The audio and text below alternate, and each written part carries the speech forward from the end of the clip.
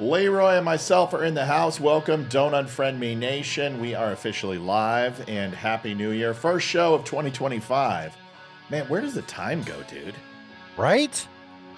I mean, seriously.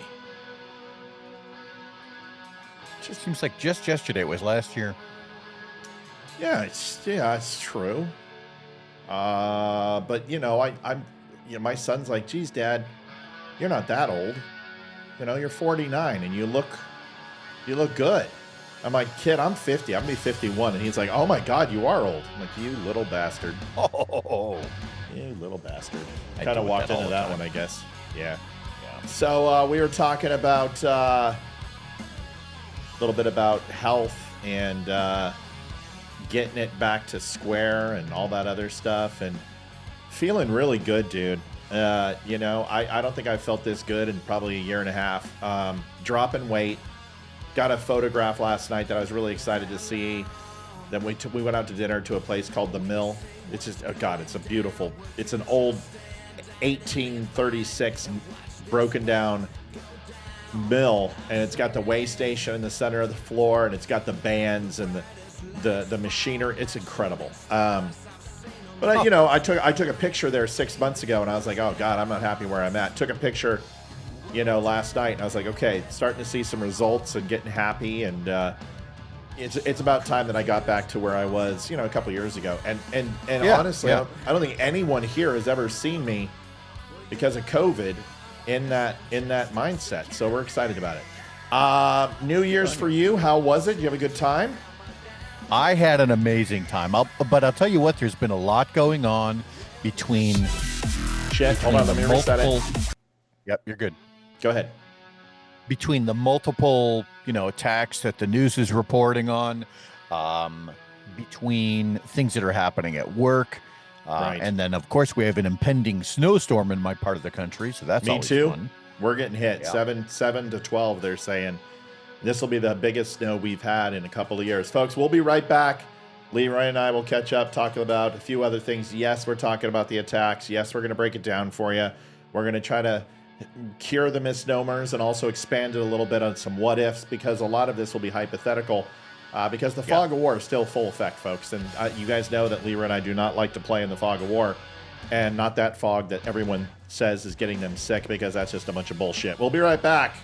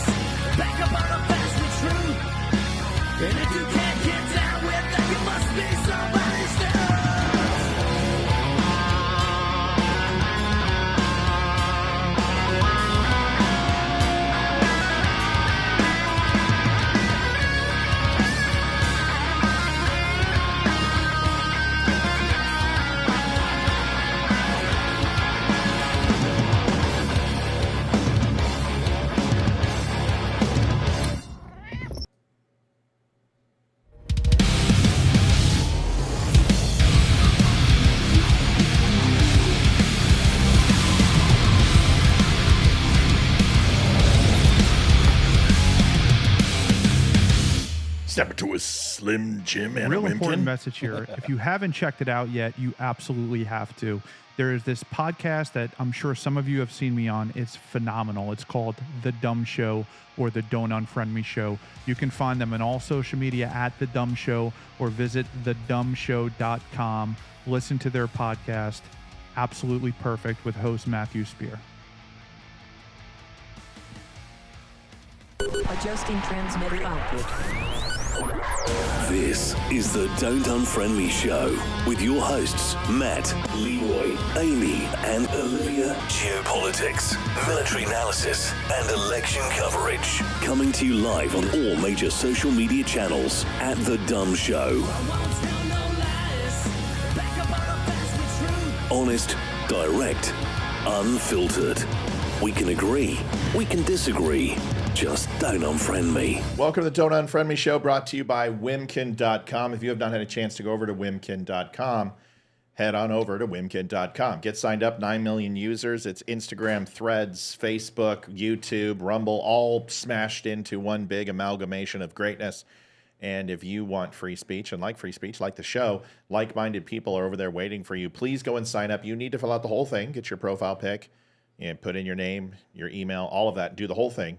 Wait about 24 hours and then just go ahead and use that username and password to sign in.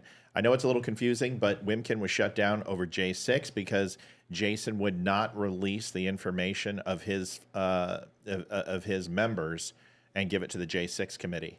So they have made his life a living hell since then. So big emails, big corporations like Yahoo and Comcast and Gmail will not forward any of his emails.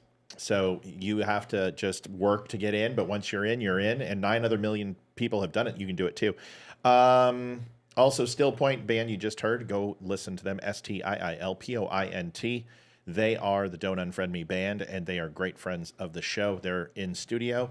They've been recording some new material. We'll make sure we have some of that. Show goal's up. $275 is the show goal, which is actually not that much for a 2-hour show, considering how much work we put into it. So we are funded by you, the viewer. And we ask that if you can, and you're in a good spot, go to thedumbshow.com/donate. That money goes to us. It doesn't go to anyone else. It goes to this show, and it keeps this show on air. And if you've been following us for the last 4 years, you know that there is a lot of stuff that we have broken and given to you that other places have not. In fact, I wish I would have done a show this morning, because all the things that they're now releasing about these 2 individuals in this terror attack, I was talking about with my neighbor and my daughter, and we watched Fox at 5. My daughter's like, that's everything you said. So the good news is you can get it here first, and Leeroy and I are going to talk about it tonight. Leeroy, tell everyone who the hell you are and how you came onto the show. I think that would interest people. Yeah. So my name is Leeroy Jenkins, and that is a code name. I don't use my real name, and that is because I still work in the IC. The IC is the intelligence community. So I don't use my real name intentionally. I am a former Navy chief. I have worked in Intel for the past 22 years. And about 3 years ago, 2.5, 3 years ago, I was flipping through the old Facebook. That's how old people refer to it. It's the Facebook. And I came across this really awesome podcast. And as I was listening to Matt give his life story and talk about some of his background, I realized, oh my God, we are checking off a lot of the same boxes. So I reached out to him and said, hey man, I am so-and-so. And we got to talking, realized that we had a lot in common. And we've worked for some of the same people. We worked for some of the same outfits. And I think from there, it was just kind of a match made in heaven. A lot of the same similarities as far as our family and our past, and it's crazy. I mean, very similar things. And it brings us up to our topic tonight, is everybody's like, oh, these 2 guys knew each other because they were at Fort Bragg. Well, Leeroy was at Bragg and Liberty. I was at Bragg. I don't think Leeroy went to Monterey, but I went to Monterey. There's other people who went to Monterey. Nope. I've had things in common. I've had things in common with people who have been active shooters. I've had things in common with people who did some of the things that we saw last night. Bragg is a very large base. And if you are in the IC community or you're in the soft community, you're going to spend time at Bragg at one point or another. whether it's a hop or whether you're doing some training there. So you've got PSYOPs that's there, 3rd Battalion's there, United States Army. You got 18 Kilo and or 18 Foxtrot or 12. I think it's 18 Foxtrot. It doesn't matter. I hate MOSs in the Army because I can never remember them because we're rate based and we don't do that shit. But anyway, the point is, it's interesting. No, it's wait a second. 19 Kilo is tank, so it would be 18. Is it Echo or Foxtrot? One of the two. It doesn't matter. The point is that you got special forces there. You've got Benning, which is a hop, skip, and a jump for airborne. You've got Green Berets. You've got a lot of other units. But if you're in the IC community, if you're in the soft community, you're going to run across people who've served in the same places. So true. Leroy and I went to the same schools in the same places. So, and we didn't know each other. And I was in when he was in, and we didn't know each other. And it's a very small community. It's a very, I mean, IS is, there's 1,000 of us. And the fact that Leroy and I didn't know each other, it's kind of surprising. But he was, I think he was, where were you in 95, 94, 95? 94, 95, I was not an IS yet. I was actually floating around in the Adriatic Ocean. That's right. Taking part in what was happening over in Bosnia. Yeah, you were EW, weren't you? Yeah. My first rate in the Navy was an electronic warfare technician, which are basically, it's a fancy way of saying that those are the guys that pluck radar signals out of the air, process them, and tell decision makers, who is in what bearing. Yeah, so the point I'm trying to make is that there are some similarities and there's some sinew that I'm going to tie together here. And I want you to let you know, we're going to dabble in pontification, speculation, and supposition tonight. And there's going to be some stuff that may sound conspiracy based, and it's going to, because this is all unproven. But the great thing you have, every single day that passes by, Leroy and I get smarter. And that's the truth. And we get to use this show as a sounding board for learning. And we get to pull facts from, oh, well, I remember we talked about this. And that is happening more and more frequently, where we can start tying some things together. So we'll talk about that tonight. Your overall thoughts, first impression of, let's take both incidences separately. I was one of the first channels and news to post the video of the Trump explosion. And the reason why is I'm not going to go into details, but I actually have that person follows me on their profile who posted the video. So they follow me. So I got it like that. So I ripped it and I put it up on Facebook. But at that point, my first post was like, Tesla outside of Trump Tower, Vegas, or Trump Hotel in Vegas. What are the chances of this being a coincidence? Question mark, question mark, question mark. And of course, everyone's sounds like a fire. message to me, doesn't it? Right. And I immediately knew that something nefarious was taking place, but all the media was like, Tesla catches on fire, Tesla. And I'm like, first of all, immediately I knew, based upon the secondary explosions, that this was not what they said it was. Because a lithium ion battery of that size, a capacitation size battery of that magnitude, if that cooked off, first of all, that thing would be a pile of molten, and the initial energy release would be so extensive that there is nothing left of that Tesla. So I knew it wasn't an accident.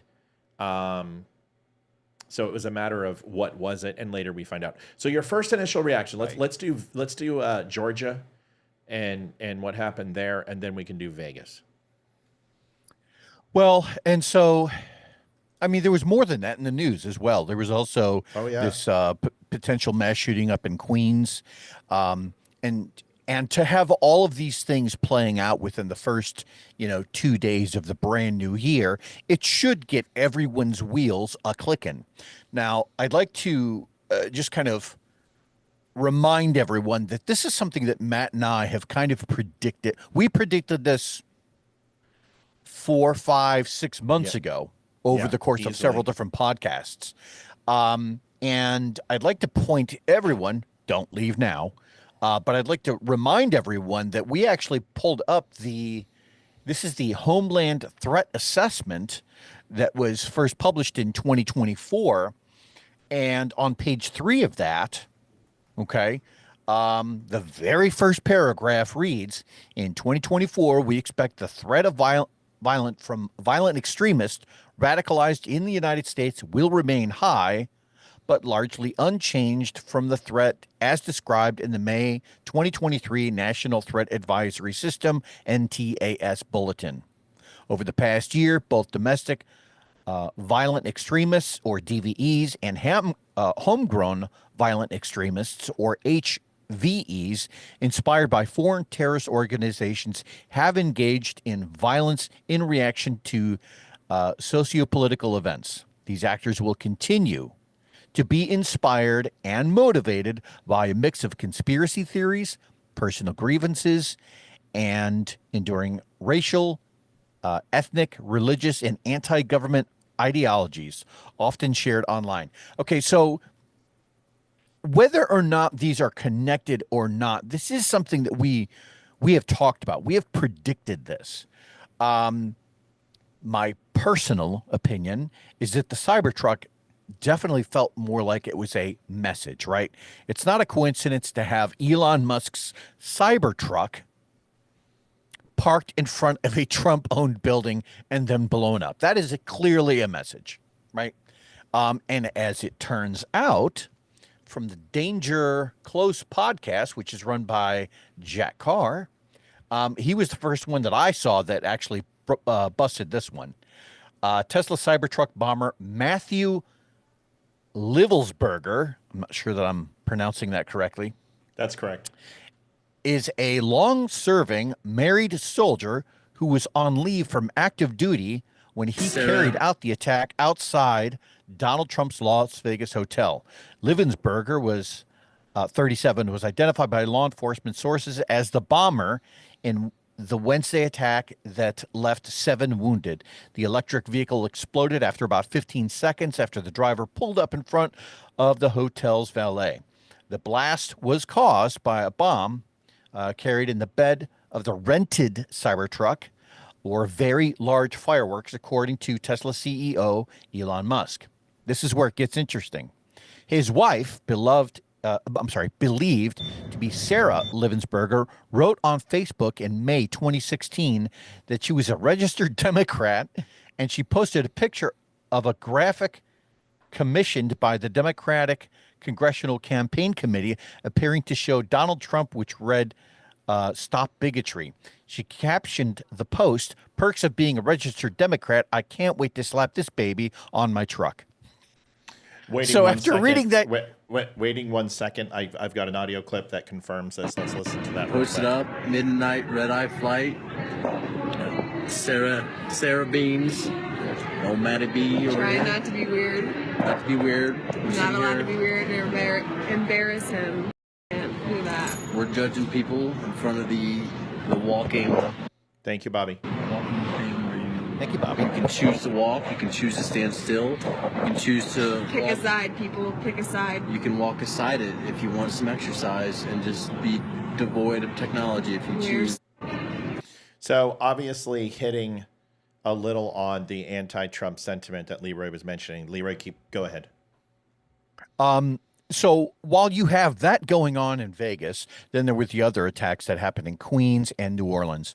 New Orleans definitely. Can we pause? Can we pause those? Let's Absolutely. Stick to one at a time. Yeah, let's just stick to one at a time because the layout that I've created is easier to do that. Yeah. Folks, I just downloaded the threat assessment. If you have not acquired it, I have a PDF copy. This is the new threat assessment guide for 2025. It's out now and available to read, and it's something that it's kind of like the Bible for Leeroy and I, along with about 100 other releases per year, which help us stay active in the intelligence community. There's several different sites we can recommend if you're interested to finding out information like this that we can recommend that are not certainly confidential or classed in any way, shape, or form, but they're a little less popularly known across the interwebs because it's community based, and we have several of those. And then I also have some ones that I'd recommend from a pay perspective too that you can get in to if you've worked in the intelligence community or spent any time there. There are other ones that are a little bit more confidential and classed, I could say, from a lower end perspective, if you've done and your security clearance is still current.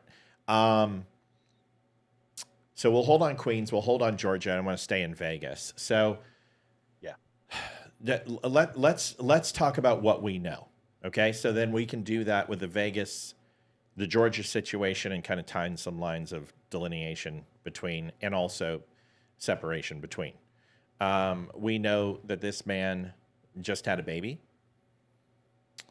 We know that this man had a 17-year exemplary service, very similar to Leeroy's, not mine. I was only in for 5 due to medical separation, but spent a lot of time working in the civilian sector in contracting when I got out, but was unable to do the things that I wanted to do in the Navy, and I was fairly much done. But his service is synonymously aligned with Leeroy's. Has extensive relationship with the Special Forces, soft community, intelligence community, was a Green Beret. Yep. And with that comes some very extensive training as far as warfare, from EOD experience to close quarters combat, close quarter battle, hand-to-hand combat, small weapons fire, larger weapons fire, mounted, man portables, underwater demolition, very limited, but still will have some. Insertion, strike planning, we can go on and on, counterintelligence, interrogation, SEER training, all of these things are extensive. And Yeah. this guy for 17 years, he pretty much saw it all. And he did some private contracting work for General Dynamics in imagery, which is interesting.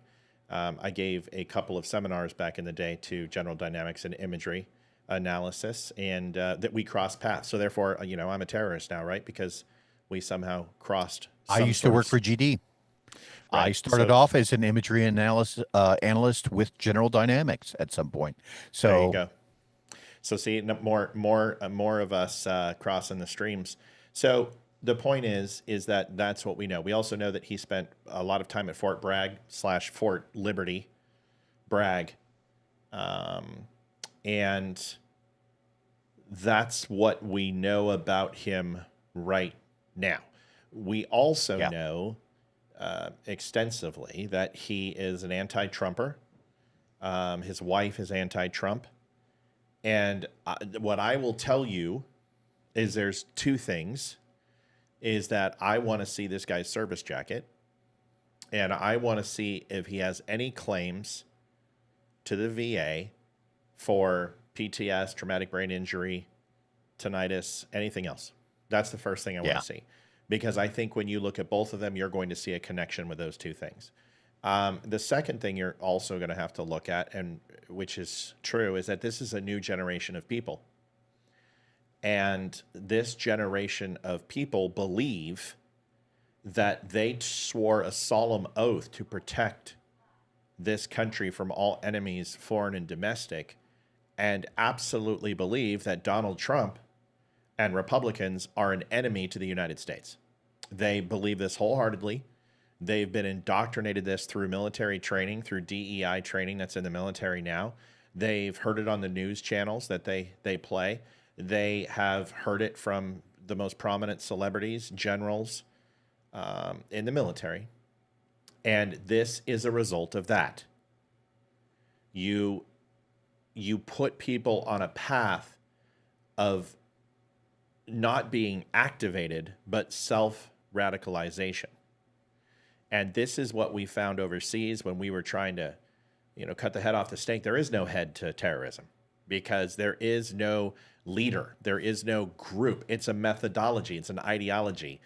And we found the more we would take out, the more they would accumulate and grow, because the methodology did not die, because it was indoctrinated into them at a young age. So this is what we're seeing, a new form of terror inside the United States. And it's not going to just be mass shootings, which is to cause as much death and destruction and make people feel the pain that those feel in a life without levity. You're going to see people who are trying to kill, murder, and maim, not for personal satisfaction, but because they feel it is their duty to commit as much fear and terror as pain on infidels as possible. There is a very big difference between those two, and one scares the shit out of me and is not stoppable and the other one is. Leroy, that was a very long time. I'd like you to chime in, please. No, and I think you bring up a really good point, especially on the VA hook, right? Yeah. It is very, very possible that anybody with a 17-year-long Green Beret type record, he's in the VA system for something. For And something. whether or not he was being treated for PTSD or TBI or whatever the case may be, I would be very curious to know what that is. Now, is it legal for us to know that? No, because it's medical. That's privileged information unless it shows up, unless it somehow gets leaked to the press. Now, I say that to say this. You would think that someone like that would look at the strides, the steps that Donald Trump had taken in trying to advance VA care with the average soldier sailor, right? And go, all right, I see some good there. I may not like the guy. He may talk like a jackass sometimes, but I can look at this and go, oh, look, he wants to farm out some level of care to the private sector in cases where the VA is taking too long to see their patients. I think that's a really good thing, right? So you would think that that would somehow have registered somehow, but it didn't. And in fact, to Matt's point, this guy sounds very radicalized, and that should scare the shit out of everybody. Somebody who's that well trained. Oh God, yeah, dude. Yeah. This guy's been through psyops. This guy's been through counterintelligence training. He's been through a lot of the same trainings that Leroy has been through, and at a very short career in the military, got to also experience in the private sector, but had an extensive amount of training for a short period of time, because my performance in my job and what I did was fairly shit hot. It's not about bragging. It's not to toot the horn. It's just to be completely accurate. And what I do here was similar to what I did there. And I never went in front of my skis if I could help it. But that's also doesn't mean I was a save ass, right? And we have those in Intel too. Save asses are annoying. So here's the thing. So let's talk about it. First of all, people are talking about that this is a clear indicator that this is a setup. And here is the image. People say in the news clip, which I'll show you, is that they said they found an ID and they found a passport, and that his body was unrecognizably burned. Okay. So, to be honest here, this is not as big of an own as you think it is, and I'll tell you why. This is like the number one piece to the 9/11 conspiracy, that the terrorist passports were found among the wreckage. And people are like, oh my God, how can you melt beams and not burn a passport? First of all, the ejection field for those impacts, they found stuff 3-4 miles away from impact zone that were on the plane. So that's the first thing you need to know. Prevailing winds at that altitude are 70, 80 miles an hour. And if you get a piece of paper, yes, even a passport or a flimsy, ID, there is no doubt with the updraft from those explosions and the projection of those explosions that you can carry stuff out. They found them in the harbor. So that's number one. So initial impact and blast is fire and heat do not move faster than sound. And with that comes that there is an ability for things to have an initial blast and then be ejected from the area. Now, in this case, the explosion wasn't big enough for that to happen because it was self-contained, which probably saved a lot of people's lives.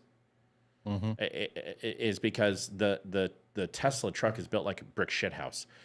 It's easily damaged. It's not an off-road vehicle the way that they say it is. I've seen all the tests on this thing, but it is bulletproof. Glass and armor piercing rounds are the only thing that you're going to get through that thing. It is ridiculously strong, which also benefits that the blast was probably not the best choice. Now, this guy, I'll tell you what he was thinking of why you had fireworks and why you had fuel and propane canisters. I will tell you why in a second. But the first thing we want to touch on is why is there physical evidence? Now, I'll explain why. Anybody who has a laminate badge, Leroy, what do they use to laminate a badge? You've seen them in Jix and everywhere else. What do you use to laminate it? Yeah, it's a machine that when they make your CAC, right? And I hate it when someone says CAC card.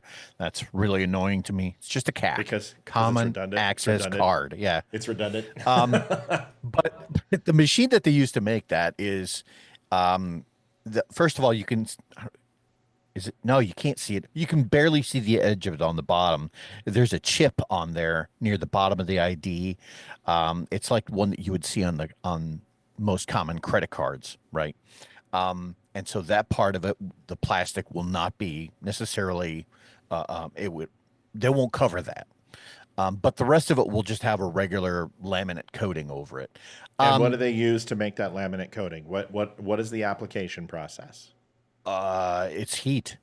It's heat. That's it. Okay. So automatically you understand that this thing has a heat index to reapply or to separate it from contact, because we know that's what they do. It also is going to be resistant to a certain level of heat, simply because that's what it's designed to do in its application process. So when we look at a plastic or a paper, more paper, 451 degrees is pretty much your ignition point on paper. So take a match, you have a piece of paper, and you put it towards it. It needs to be 451 degrees to ignite that paper in all situations, minus humidity and everything else. If you have a very humid environment, it's going to take more. If the paper's wet, we all know these things. But just a standard piece of paper in a 72-degree environment with 25% humidity, you strike it 451 degrees. Now, plastics and reinforced plastics or vinyl is going to have a very much different heating element. And the moment you laminate this thing turns into almost like a hard vinyl. And it's going to take 1400 to 15 to 1600 degrees to melt this of continuous, let me put that out there, continuous heat centralized in one spot. And with an explosion, that's not what happens. In a piece of paper, it only takes one contact to ignite that paper, and then ultimately that paper will self-ignite and continue to spread across the paper because it's a fuel source. This isn't. This must turn into a liquid form and gas before it becomes ignitable. So you will see wear and tear. You'll see spots of heat where it was higher than others, but you will not see this turn into basically its base of petroleum goo into a liquid and then solidify once it cools. You will see warpage and things like that, but these things survive fires all the time. Also, real quick, they're also tucked away in somebody's pocket. They're tucked in a wallet. They're in a glove box, which is reinforced. And a passport particularly has a cover on it, which is actually a non-flammable material for that reason. So it protects the inner contents of the passport. That's why it's there. That's why a lot of them survive document fires and things like that. So this is not that big of a known. Leroy, go ahead. I was also going to say I could very easily see a situation where somebody like this, he's rented the truck, right? He's not necessarily from the Vegas area like that. He had to have driven it in. So as most military members might do, I know because I've been known to do this, I might keep my ID handy and on the dash for the sole purpose of when I know I'm going to get pulled over, guess what? It's right there. And hopefully any officer will immediately take pity on me and say, oh, all right, you just get out of here, slow down. Don't be an idiot, right? So I could see this. The three. So I could see this being on the dashboard already. And if and when we saw it, when the Cybertruck exploded, right, I could see it being blown off of the dash or out of the direct line of fire to the point where it would suffer minimal damage. So that helps you understand where we are with that. Make sense? I want to show you something so you can understand where and why the the explosives that he did use, why they were used, and the lack of overall strength. Now, the overlay that I just put up is a Cybertruck, okay? So you can see this overlay with Leeroy and I. And I'm pulling up a window. I apologize. 1 second. Okay. So if we want to break this down, number one, you can see the number one here. I'm going to put this over us so you can see us. Number one is, as you can see, is the front drive unit. Okay, so that propels the front wheels and the front axle. Then number two is your heat pump assembly. So this provides you your air conditioning and your overall heat to the vehicle. High voltage cables, number three. These are running this orange line, which is running along the base and the door jamb, and then comes back up over into the gas cap and over into the brake lighting system. High voltage battery is number four, which is right in the center. This entire floor plate is your battery, and it goes to the back of the vehicle. Its mass, the cells, are all the way to the back as well.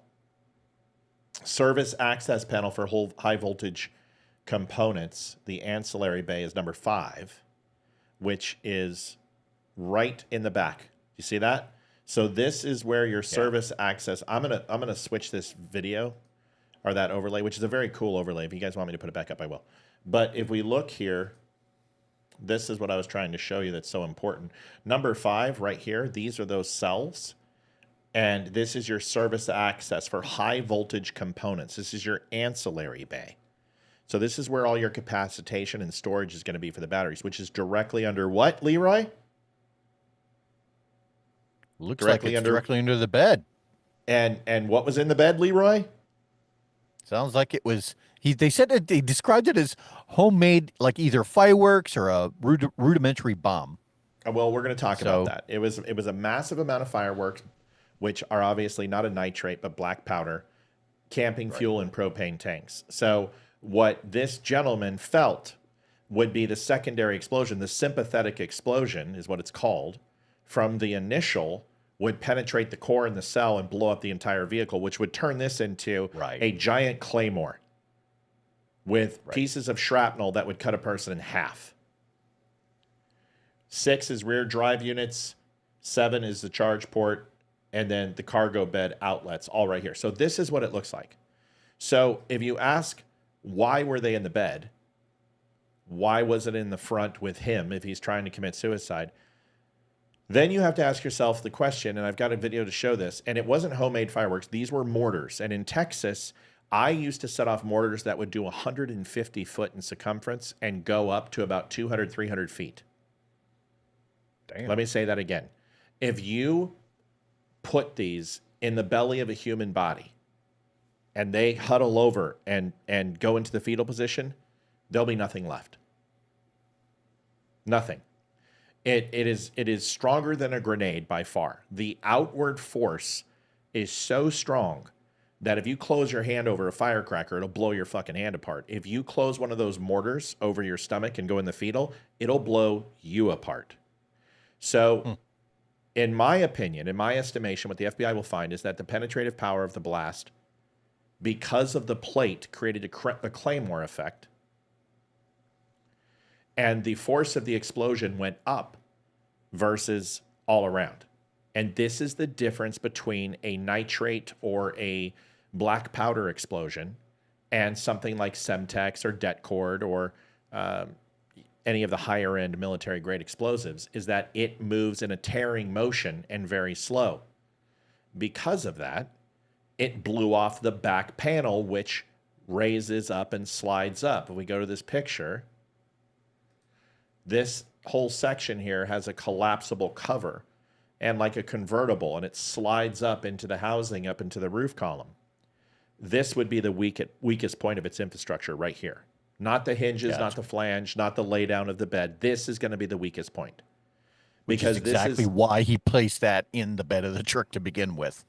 He was trying to use that mortar, right, as a primary to set off all of the batteries. Yes. Exactly. So mortars are illegal in Vegas, but he's from Colorado. And the guy I mixed up the Georgia guys from Texas. So this guy's from Colorado. It is very easy to head to Las Vegas and get access to mortars. There are plenty of places, especially in Arizona, where they are not blacklisted. You can still get them. You can buy them. But they are very much accessible in red states, Arizona being one of them. Illegal, but you can still purchase them. You can go up past Fort Mojave and get them. And that is actually straight down. If he decides to go down through Pueblo, Colorado, he's going to go right through Arizona. He can hit Flagstaff. He can hit Fort Mojave, and he can pick up fireworks if he wants to. So I think they're going to find that he more than like took the southern route from Colorado down into Vegas. And if he did so, they're going to find purchases for fireworks along the way. Okay? That makes sense. Yep. So he has plenty of this. And you're also going to get your camping fuel and your propane cylinders, Coleman cylinders, and your liquid kerosene from camping store. You can walk in and buy a shit ton of that. It doesn't look weird to buy 5 cans of kerosene and 5 or 6 propane tanks. You're not going to get flagged for that, especially looking like he does. And throw those in the back as your ignition source. You buy those cash, right? And you don't buy them all at the same place. Nobody's going to know. Nobody's going to care. So now we know the bomb. He's looking, in my opinion. Listen, this guy was Special Forces. He's a Green Beret. This guy knows how to cook things. I know how to cook things. Leeroy knows how to cook things. Part of our job is to understand, analyze potential threats. And I'm not going to go into a whole bunch of detail, but if anyone's worked for any type of CTU, you will understand that counterterrorism predominantly is knowing what the enemy has. And the anarchist, a lot of people are like, this is an anarchist cookbook fumble. No, it's not. First of all, the anarchist cookbook or the Mujahideen book, which I own both, allegedly because they're illegal. I allegedly own both. This is not that. You have a person who is intimate with explosive ordnance, who didn't understand the protection that Tesla put in with a plate above that battery to protect drivers from any explosion that takes place. Yes, they're going to break a lot of things. Yes, they may be deaf. Yes, they may die from a G-force blast, but they put a protective plate over that battery to avoid and to ensure that the battery projection goes down towards the ground if it does blow with somebody driving or in it. So Tesla has made that thing a self-contained unit. We'll watch the explosion here in a second so you understand. My opinion is this guy wanted to go out. He wanted to kill himself. That's why I'm immediately thinking TBI, PTS, tinnitus, something to that effect. Anxiety, maybe on medication, psychotropics. We're going to find out all those things. And wanted to go out with a bang. There's a reason it's a Tesla. There's a reason it was at a Trump Tower. And there's a reason why he rented a Tesla. It wound up actually backfiring. Go ahead. Literally. Oh, I was actually just going to say that you're spot on. That was my exact assessment. And where everyone was kind of, I don't want to get off topic because I don't want to change topic from the Cybertruck. But when you started talking about, New Orleans and Queens and the Cybertruck, and a lot of people were freaking out saying, oh my God, they're all related. I disagreed completely. I disagree too.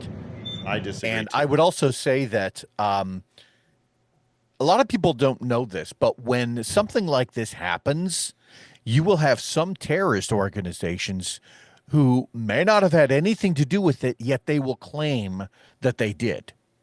Because it's a way to make them legitimate again. And it's a way for the general public, when they hear ABC, start talking about, this terrorist organization XYZ and how they claimed responsibility for it, right?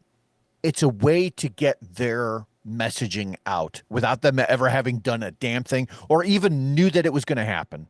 So be very cautious when you hear the mainstream media saying, oh, well, so and so has taken credit or taken responsibility for the attack, because sometimes it's not true. I will also say this, is that if the roles, and I don't want to dive into Georgia until we get there, but just like Leroy, because I want to stay focused, because there's so much to unpack. The Vegas one is I have to put that one to bed first, because this one is the most obvious. Yes, it was a statement. Yes, it was political. Yes, this guy shot himself before. Someone said someone else might have done that. We have video footage of that thing coming in. He passed by 2 times. I've got video footage that you may not have seen. I don't know what Fox is playing, but I've gotten several sources, including a source that I won't talk about, who sent me video. I had this angle long before, and I'm going to scrub the voice off this. I'm sorry, but I'm not going to give that to you, because then you can might identify who gave it to me. But he passed by 2 times. I also have that footage as well. They had a 4K res camera. They do that for insurance purposes, for valets and stolen vehicles, or any damages that happen. That is why that camera was there and pointed at those cars. So he passed by multiple times to ensure, in my opinion, this reminds me very much of the Nashville bombing. If you remember, the guy had an RV in Nashville. He went to an old Pac Bell on Nashville Street. It had a speaker saying, "This is going to explode. This is going to explode. Stay away, stay away." A warning. And then it blew up. And remember how it like vacuum bombed like half the freaking street? It was like a hypothermic bomb. Well, we broke that story. By the way, we got the first satellite image of the vehicle, and we showed it to you because we tracked it down on Google Drive, our Google Earth and Google Maps. And we were one of the first shows. So I just want to remind you, if you're looking to donate to the show, because it keeps us going, thedumbshow.com/donate, including all the information you're getting right now to the 295 people who are on across our network. If you haven't donated, please. And folks, if you are getting anything out of this, if you're hearing what we're saying and going, "Oh yeah, that makes a lot of sense," right? That's what that tip jar is for. That's why we're here. It's not a tip jar. I don't like. That's my sorry. personal preference. It's a donation to keep the show going. It's an investment. It's just vernacular. I don't want to be tipped. I want you to go. I want this show to take off, and I want it to be big. And that's not Leroy's fault. He's right. It is a tip jar, but I like to change the words. When you watch this, I want you to have a very open mind, and I'm going to try to give you the best look I can of this. But I do have to mute it. Play it. All right. So we're going to break this down for you, and brightness should be good. So remember this. At this point, the thing about the Tesla is like, wait a second, he shot himself. Why didn't anyone hear it? Well, because it's soundproof. If you have bulletproof glass and bulletproof paneling, you're not going to hear shit. The echo, the compression wave of the report will not escape that vehicle. If you're up next, you're going to hear something. But that's the thing about a self-contained vehicle. A thud. Yeah, it's going to be very dull and not sound like a gunshot. But here's also what you need to understand, is that the flare from that shot will work very differently in a compressed environment if it cannot escape. If those gases cannot escape, firing a weapon in a self-contained car, I want you to imagine firing a gun inside of a pressure cooker. What would happen? Well, it's going to leave a shit ton of smoke residue. It's going to spark, and it's going to essentially have a mini explosion in that area. Could that have secondary ignited the black powder, the fireworks? Very, very, very unlikely. This guy shot himself and had set the fire either on a timer for one of those fuel tanks, which is possible, but more than likely he set a very small fire, so it poured fuel in the back, shot himself, and then the explosion took place. That is what they're probably going to find, which is why they released the fact that he shot himself. They would not have released that if they hadn't already pieced together how he started it. And fire science will tell you what happened first. There'll still be burn residue. His body will have different levels of burns on it. Even if he's burned beyond recognition, there's still a way to find out if he shot himself, because the cranium will not be dust. You're not going to get hot enough to do that. There's going to be fat, muscle tissue, sinew, organs left in the body. Unrecognizable means burnt to a crisp. Look, think of a piece of chicken on a 4th of July day when you forgot to go to the barbecue. To some degree, the fact that because the Tesla is basically bulletproof, right?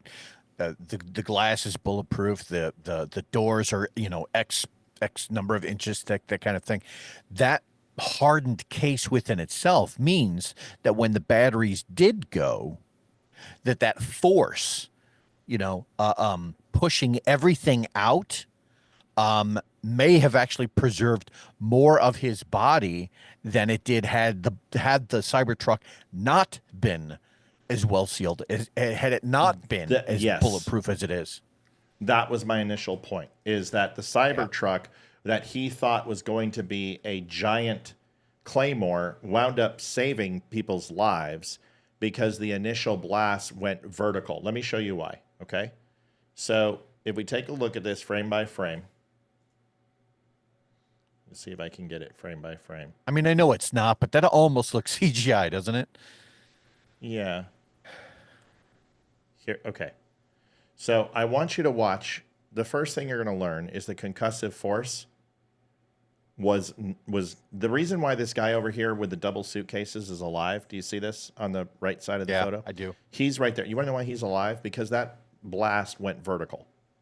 Once again, the walls and the floorboards and the back housing of the lift bed are the strongest points of that vehicle. The weakest is this small, thin section of glass and slide that ultimately gave way. Because watch the explosion. So here it is. Look at how it comes out the wells. It comes out the weak seams, but the explosion itself goes vertical. See it? Yep. And that top panel pops off. Sure does. And that focuses that energy up. That focuses that energy to go up rather than out. And then the battery doesn't explode. The battery will melt and release its energy like it's designed to do in a car fire. So that battery is designed in a high heat, high fire situation that's not instantaneous to gradually release its energy, but it will release and it will pop off.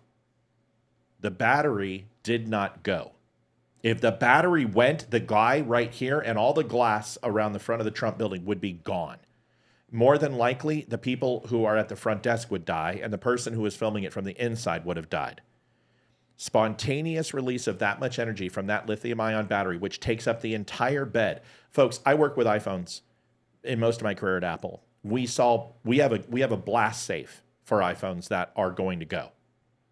We keep all of our battery damaged phones before they ship in a blast safe. If that tells you anything. And that is a small battery, a little bit bigger than a matchbook. This is 6 feet by, 8 feet by 4 feet. The capacity, and this was right over those cells. It did not go. Watch the rest. You see, you got some fireworks immediately going off. See those trailers, those little lines? Yeah. Those are fireworks. Are fireworks. That's debris. That's the passport. That's the paper. That's his ID. That's whatever.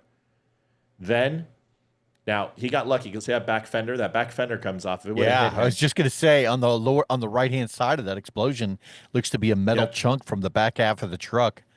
Right. So I want to show you this right here. The white cloud above. There's two. The fire is coming out, and that's your kerosene, and that's everything else. This white cloud is superheated air. That's what that is. That's the pressure wave. Then you see the ignition. See that as the gas is expanding, it reaches oxygen? Because the oxygen was immediately burned up. Boom, right there. Oxygen is gone out of that vehicle. It's completely et. Then the pressure continues, pops it, and once it gets fresh air, you can see it start to go out. It hits oxygen, and then whoop, that entire white cloud ignites. Pressure wave hits. Go ahead. With a mushroom. Yeah. See this? Now these are all the fireworks going off. Jeez. And it put itself out, which internally, the seats and everything inside is on fire, but the actual fire wave is out. But none of those, all those revolving doors and everything, you can see they're still intact. No, they don't lose their glass. And this guy right here, he lived. He lived. Looked like he got knocked back a little bit, but he actually ran. He turns, puts his back to it, and moves. Yeah, look at, see, he moved. He runs. Smart man. Yeah, situational awareness was fantastic. So, folks, the force of this explosion was negligible. The only reason it looked so bad is because of the release of gases in a pressured environment, like a pressure cooker. The secondary damage, the sympathetic explosion that he was looking for, did not take place. And honestly, an EOD or a special forces soft guy is not going to know how to make a Tesla truck go cataclysmic. He's not an engineer. He doesn't understand the schematics. Now, if he would have put a downward charge and would have went in there and pulled off the fabric and went ahead and used a cutter or an axle grinder to cut off that plate and put C4 or Semtex or Det cord or TNT, every single person in that hotel would be dead up from the bottom floor and anywhere in that circumference. It would have that thing would have been 50 times bigger. Does that make sense? Yep.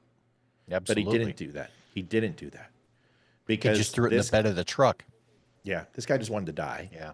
And he wanted to make a statement. And I don't know if he wanted to kill people. Exactly. I don't think he wanted to kill people. Very much like the Nashville bomber. I think he was dead by the time I want to watch the tape.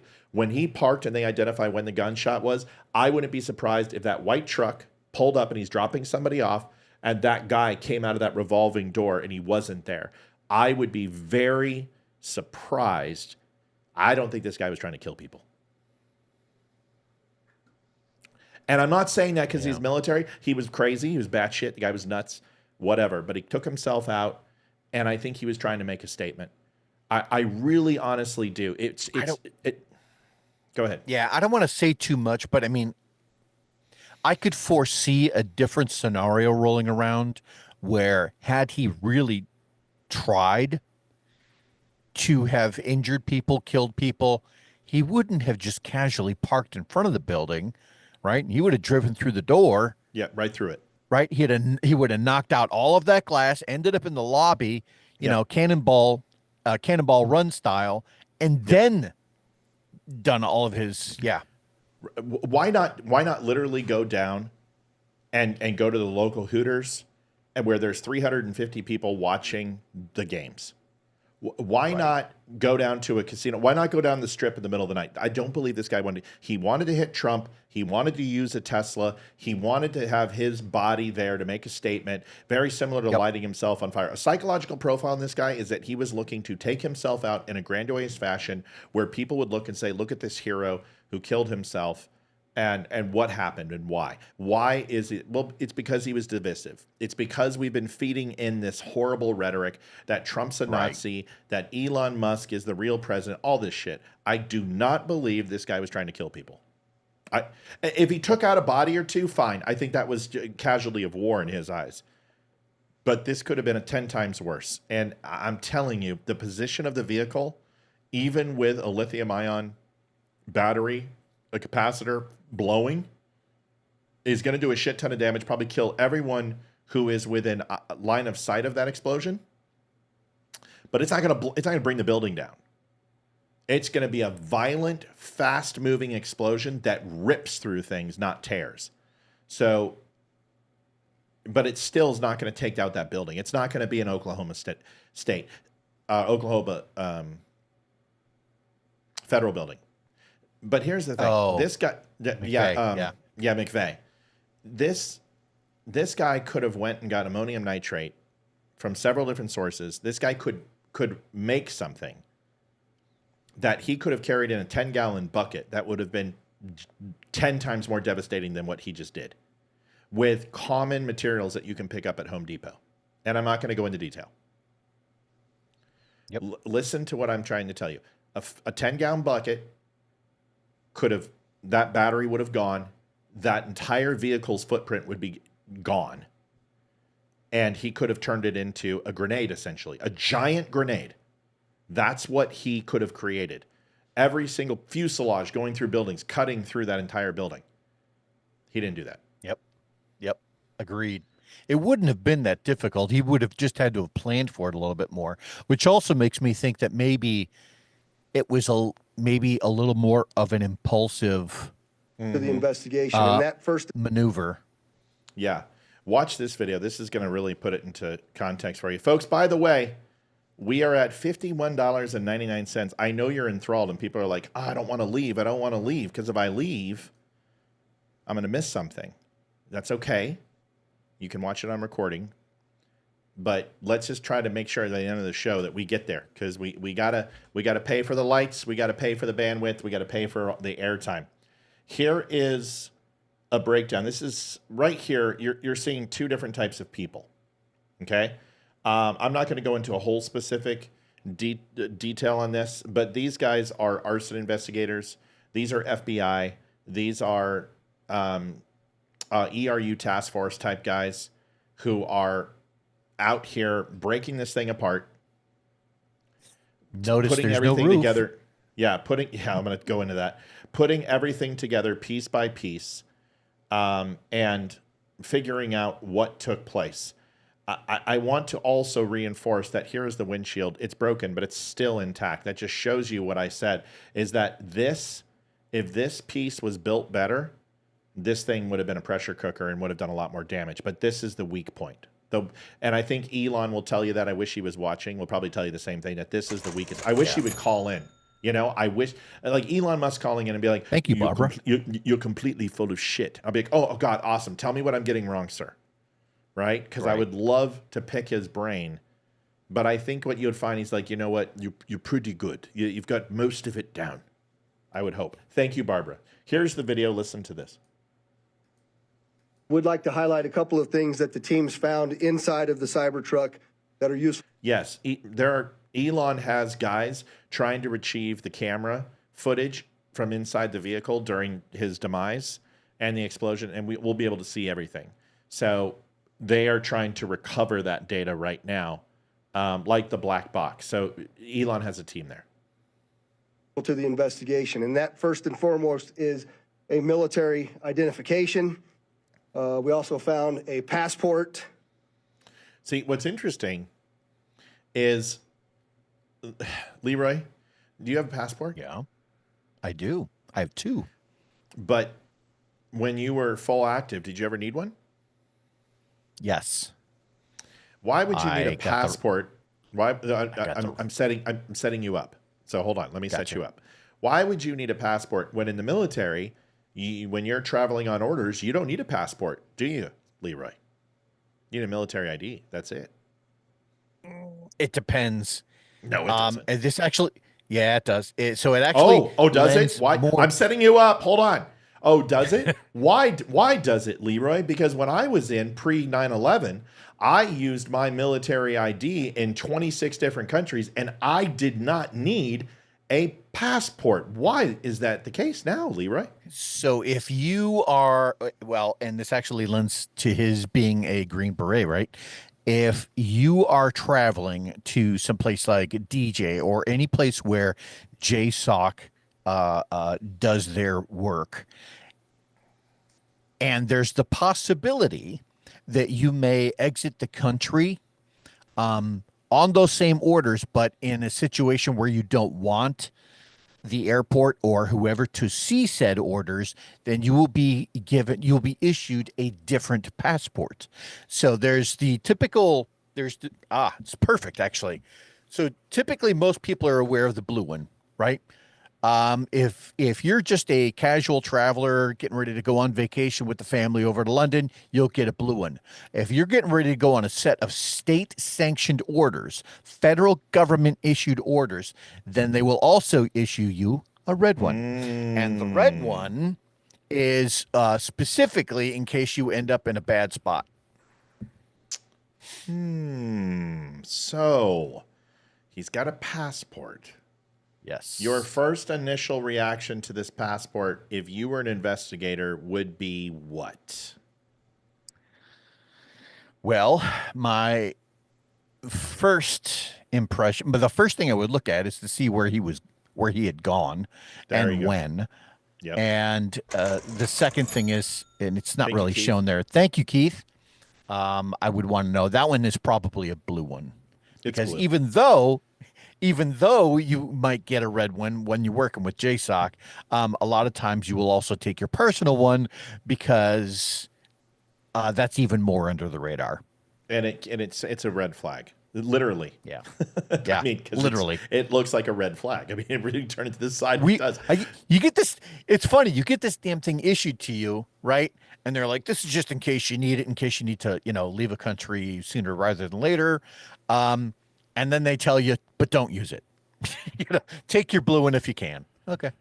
Essentially, it was very similar to a writ of passage. And if you don't know what a writ of passage is, in medieval times, couriers and people who might be working in a reconnaissance style type of mission or sabotage or what we call today as counterintelligence, is you would put people under the guise of a courier, or put people under like Benjamin Franklin.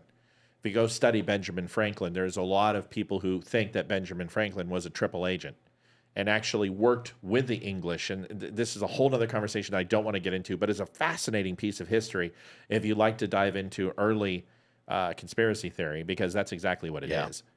But it's great. It's great. So anyway, they would give a writ of passage, which essentially said it's a get out of jail free card. It's very similar to a mayor of a city issuing a CCL to somebody on the back of a frickin' business card, which can be done. Said, I afford all rights and blah, blah, blah here unto this person as mayor of the city of Los Angeles. So a writ of passage is usually done for bureaucrats and higher ups, politician, kings, princes, whatever, that was given to people that said, give this person whatever aid they need, unhindered through any obstacle or guard post or anything that would slow them down, by the writ of the king. The red passport is a writ of passage. It's your get out of jail free card. You drop that down and state departments and embassies are going to be called. That's what Leroy's trying to say. So the reason I bring this up is it's a blue passport. And I'm fairly confident if he had any of those other documents, why have your passport on you? So ask yourself that especially if you are already planning, right, to, why? Why do that then? That's the question. And this is what Leroy and I always do. We always find the why. I've always told you, ask the why. You can get your shirt at thedumbshow.com, ask the why. Because this is the number one most glaring what the fuck out of the whole thing. First of all, I don't understand why they're releasing this information. Second of all, people like me are going to look at this and go, what? Why did he have a passport? Why? Why would he have a passport? If he didn't plan on leaving the country and he didn't fly in, why would you have a passport? Ask yourself the why. Then you can start pulling at the threads. Does that make sense? Yeah. You can start, and asking yourself the question. And a lot of times there may not be a reasonable answer. This could just be some case.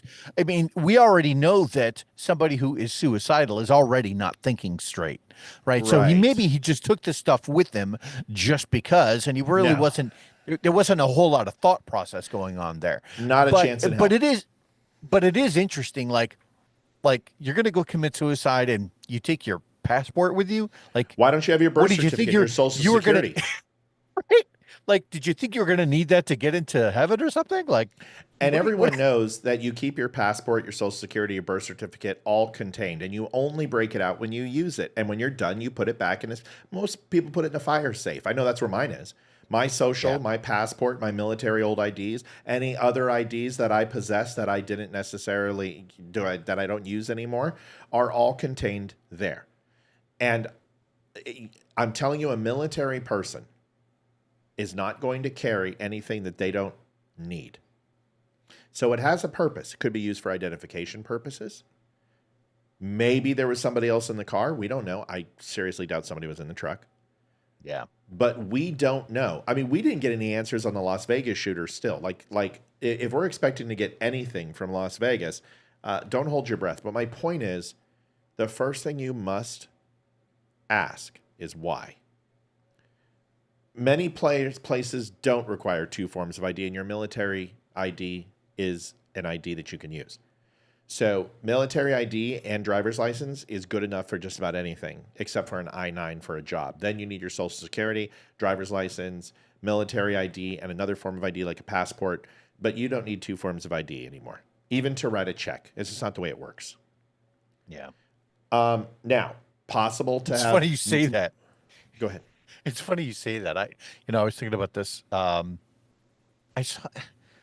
went to a deli, right? And it was a mom and pop type place. And so real snarky, they had a sign in there that said that, they're not going to cash personal checks unless you had like 7 forms of ID, right? Which, who would have that? And then I'm thinking to myself, wait a minute. I have like 9, all official. If he went home from Germany, he didn't fly a civilian flight. He took a MAC flight. Why would you take civilian from Germany when Germany has the #1 out of anywhere minus the United States have the most military aircraft and transport aircraft than any other region in the world? The Germany Ramstein is one of the busiest military hubs in the world, because even if you're going to Africa, even if you're going to even if you're going to any other locations, you're going through Germany from the United States. True. So my point is, he's on a MAC flight. You don't need a passport leaving a military base to landing on a military base. He probably went right through Germany. Germany probably went from Heathrow to, I could see this actually because I probably took the similar flight. He probably went from New York, right, to Heathrow to someplace in Somalia, or not Somalia. I'm sorry. Within Somalia, and then from there over to DJ if that's where he was headed. And most of those flights would be United Arab Emirates. Yeah, and they're UAE horrible flights, and he. A lot of people say he was on leave from Germany. I don't have all of the details, but once again, I can tell you in the military how many times I flew civilian. Never, not once, unless it was under orders to do so. That's better. Can I put it that way? So unless it was orders to do so. And it was much different when I flew back then, because you could carry things that you can't carry now. And you were responsible for carrying things that you can't carry now because you were doing attaché work or bringing something from point A to point B that wasn't digitally possible or through normal mail channels possible. I'm not going to go into a whole bunch of details, but my point is that there's certain work that you do back then and now where civilian transport is actually required under certain circumstances. No. You know what always freaked me out is I always flew civilian unless I was in country already. Then it was always military. But that's how I actually got over to England multiple times. Different, but you don't need orders. You don't need orders. You need military orders and your military ID. Tokyo. I went from Tokyo to Guam, Guam to Hawaii, Hawaii to LAX, LAX to Denver International. All on a military ID and military orders. No passport needed. What Leroy's saying, but that was all on civilian aircraft. Civilian aircraft. Yes. So understand hold on a second. I've flown military and I've flown civilian, and he's absolutely right. There are times, what I'm saying is I never flew civilian unless I was on orders in the military. That's all I'm trying to tell you. military ID used to be 100% stood in place for a passport for all military personnel. It's no longer that way. Yeah. Go ahead, Leroy. Yeah. The one thing that always freaked me out, and this is more between you and me, but for anyone who's listening, they might find it interesting. When you leave Fort Jackson, which is where most of the U.S. Navy, when they mobilize, our guys are leaving from Fort Jackson. They hop on a bus, head over to the airport.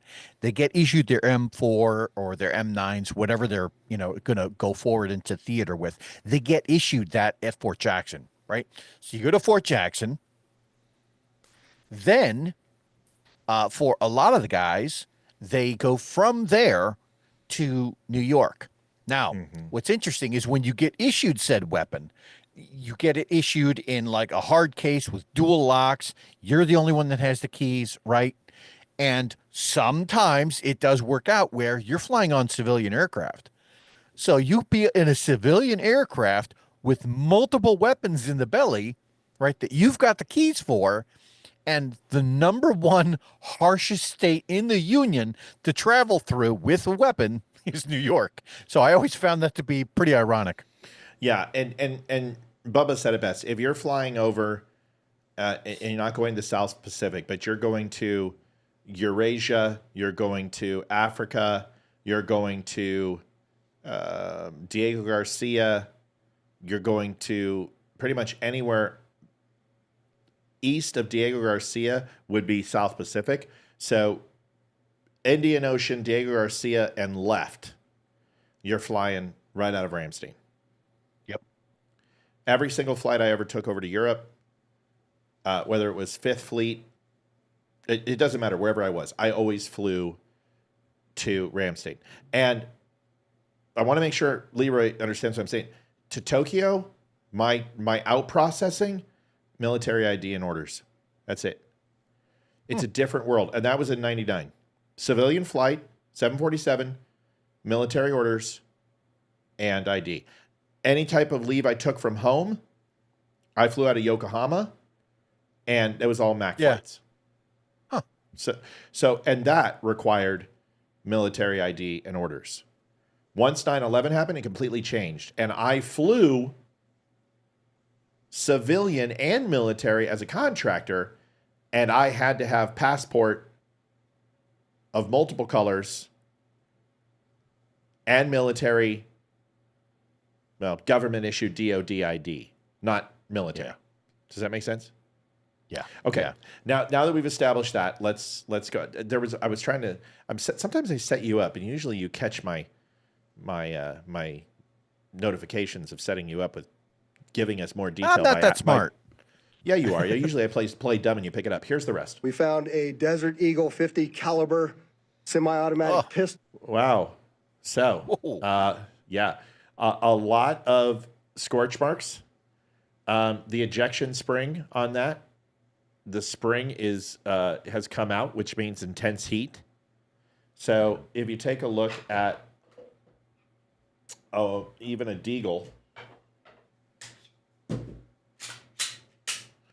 if you take a look at this slide, is that there is a spring right here. And it's actually only about 5 pounds of pressure to have that come out. So what has had to happen is that this tip got extremely hot and the spring popped off and got hot enough to not melt, but to warp and created that problem. Does that make sense? Yeah. The Deagle itself, any other things that you can see besides handle that look all screwed up? Well, just the fact that the slide is a polymer. is punched forward, right, and the rest of it is just melted. I mean, Yeah. I don't see anything. Composite, plastic, polymer. That I would not have expected, right? Right. So it's a Deagle. It's 50. It's kind of a small peen energy 80. gun. Yeah, it's a small peen. It's a small peen energy gun. That's like people who buy F-350s. And if you'll notice on a lot of these guns, that we're going to talk. So this is interesting. I hate these. So if you take a look at the stock, thank you, Francis, or John. John. Sorry, I saw Francis. Sorry. Thank you, John. If you take a look at this, they'll have a lot of these with, go ahead. Yeah, it's an under the arm mount. So using it like an AR pistol. Yeah. Have you seen I wasn't sure if that was an AR pistol or if it was an SBR or a full on. No, it's AR. I think they say what it is, but look, it's got an internal suppressor in here into it. So it looks like almost like an AR pistol. About but hold here, on. they're almost just Tommy Cawthon's on. He'll tell us. burnt beyond recognition as well. There's a SLR model B30. Okay, B30. Semi-automatic firearm.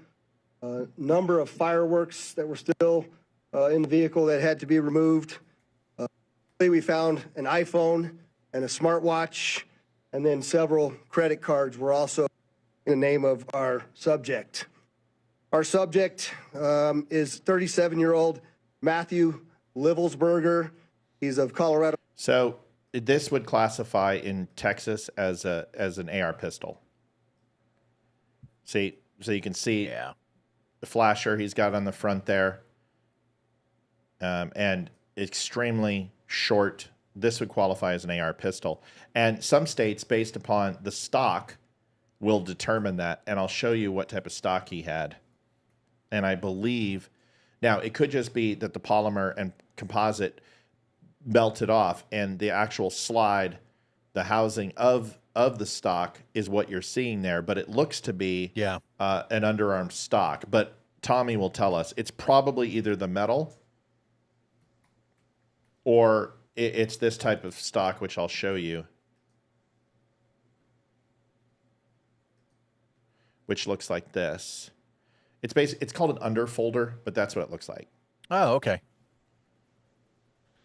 Huh. So I hate them. Can't stand them. It's an AR pistol. Tommy and I agree. Good job, Tommy. Thanks, buddy. So 16-inch or shorter barrel is a pistol. Correct. So, but depending on the stock, because if you have an extended stock on there, but you can carry it in your car in your front seat in Texas. And I had one.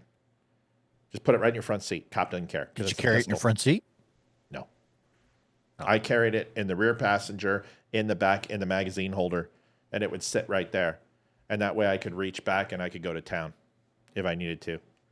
But that was in Texas, because you can do it because you can. Let's watch the rest of this. Springs, Colorado, born July 22nd. I'll tell you what, he looks very different through all of his photos, but it looks like he had a pistol brace that melted. I agree. Yeah, because like mine's composite, but the slide isn't. The slide is like an aluminum. Thank you so much, Joseph. So thank you, Joseph. It's either it's either the underarm or it's the composite slide on the back of that stock. Yeah. Yeah. And I think that's probably what it was. Stock melted. And he said it was a pistol. So thank you for the donation, by the way. But if you look at him, it looks like he's gone through some weight issues. And the most recent pictures, heavy set. Now that can demonstrate a few things. Lack of activity, can be depression, overeating, excess eating. There's a lot of, shut up, you're fine. It's a lot of things. A 37-year-old male in the military, in the Army, being tubby. If you're like a motor pool sergeant, maybe, but not if you're in SOF. If you're a special warfare fighter, staying in condition is very, very important. I don't know what his evals look like. Those things can be released, so we're going to find out. Someone's going to release his DD2 at some point. Of 1987. Now, as you'll see here on a picture of his driver's license, let's see. The question really still remains for me, and I know that there's a lot of you folks in the media that are identifying this person as the person in our vehicle. As I mentioned to you already, his body beyond recognition. That's not me. That's the video. I do still not have confirmation 100% that that is the individual that was inside. And they won't until they run DNA tests. So they're going to run DNA. Yeah. They can't run fingerprints, but they'll run dental records. It probably got hot enough that his teeth popped like chiclets. So they're going to have to go by DNA, and that's what's going to take so long until they may have confirmed him by now. Of our vehicle, And so as I'm calling it now, the subject or person of interest, I will not come back until I have the confirmation through DNA or medical records DNA. that this is indeed. Unless he had like a replaced hip or lower back spinal surgery, because all that stuff is serialized. I was also going to say, sometimes if somebody is in soft, maybe they'll have broken something at some point, and they'll have pins that'll also all be, recorded, or maybe he has, some sort of metal plate, God forbid. Right. Like all my titanium pins in my back are all serialized. So if I ever go, unless it's a 2,500 degree fire, that shit's not going anywhere. The subject inside of the vehicle. Now, further complicating this identification of this individual, we Good night, Roxanne. also discovered through the coroner's office the individual had sustained a gunshot wound to the head prior to the detonation of the vehicle. See, that's where you ask the question. Okay, then did you find a shell casing? And second, how many rounds were in the magazine of the 50 cal? That's what you ask yourself. And if you're going to use a 50 cal at close range to the temple, that's going to do the job. It's not going to be a 9 and bounce off your skull or some shit. You use a 50 cal at that close range, you're going bye-bye. So sure, because the fact of the matter is, if he did that, right, then there's going to be a shell casing that came out, right, and that's going to be laying around somewhere. Now, it may not be completely obvious. It may be charred, but they're going to dig it up. They're going to find it at some point. And if there's a lack of a shell there, that might raise a question or two. Thank you, CJ. Look at those magazines. He had multiple magazines. See, it makes you wonder why. You know what I mean? Yeah. Why bring all that hardware? It's like, why go into a fight? Dude, what the fuck? Why go into a gunfight? Why is a gunfighter go into a gunfight without loading up to bear? There's all the fireworks. See those? Yeah. So, yeah, dude, he had a shit ton. That's a lot. A shit ton of fireworks, guys. A shit ton. Oh, there's the shell casing. It's right there. No, it's not. I'm kidding. So, but I was joking. That is a shit ton of fireworks. Yeah. If that's what that honestly is. You know where your cursor is, where that green hand is? If you come to the right, look at your keys, like 9, a little more to the right, a little more. Does that not look like a bipod, that triangular piece there? Yeah, but it's too thick. Yeah, it does look like a bipod, but it's too thick. Especially on that AR, you'd be firing it like this, arms up in the air. Yeah. But it's some sort of frame. Like I don't, because like this right here, this is the front engine piece that I was telling you about in the front, because I can tell by the patterns and the size right here. I don't know where the second one is. It's probably over here somewhere. But this looks like axle and disc, and I mean it's a vehicle. But that's a lot of shit. And look at this. They got shovels and they got a pickaxe. Why would you have a pickaxe? To force some of those things open in the vehicle, because we're about to see that in a second. So let's watch the rest of this, I guess. Vehicle that had to be removed. The subject inside of the vehicle. Now, further complicating this identification of this individual. Honestly, Glenn says, why was he prepared to do battle with a lot of ordnance and he offs himself? That doesn't add up. Well, there's a few reasons. If he was stopped or found out, this guy might have wanted to go out in a blaze of glory. Right? Maybe he had been, we don't know. A lot of people carry, listen, dude, when I travel cross country, I carry weapons. I carry weapons. And I don't go across with a 9mm because I don't know what situation I'm going to get in. So I don't know if it's 5 guys forcing my way in my hotel. I bring weaponry, and 2 mags and an AR pistol is not that big of a deal to me. It really isn't. It's just not. No, it's not. It's not. I carry 3 mags with me and my concealed carry weapon. And when I bring my AR, It's an AR and 3 mags. Always. 150 rounds in that mag, and that's enough for me to fight for 2 to 3 minutes. In a real firefight, 2 to 3 minutes. And if I'm facing more than 2 or 3 minutes of a firefight, I'm already dead anyway. Let's just be honest. Yeah. With me and my kids. So if I can't neutralize the threat with 150 rounds, I'm not going to. Okay? That's fair. Assuming that I'm going to make 8 out of 10 shots. If I need 150 rounds, I'm already fucked. Because in a high-stress environment, I'm going to hit 8 out of 10 times. If someone's returning fire on me, I'm going to hit 7, 8 out of 10 times. If somebody is... I'm just firing, well, I'm going to hit that shit pretty much 100% of the time. But if I have 150 rounds, it takes that long, I'm toast. I'm already dead. That's fair. We also discovered through the coroner's office, the individual had sustained a gunshot wound to the head prior to the detonation of the vehicle. One of the handguns was found at his feet inside of the vehicle. That's a good sign. Yep. Obviously, in how we're trying to identify him, and I'm feeling comfortable to give you this information, is a tremendous amount of substantial evidence to include he rented the Turo vehicle. There are 2 tattoos, one of which was on the stomach and one of which is on the arm. Okay. I don't know how much of that is going to be identifiable given the condition of the body. Not saying it can't be, but... Yeah.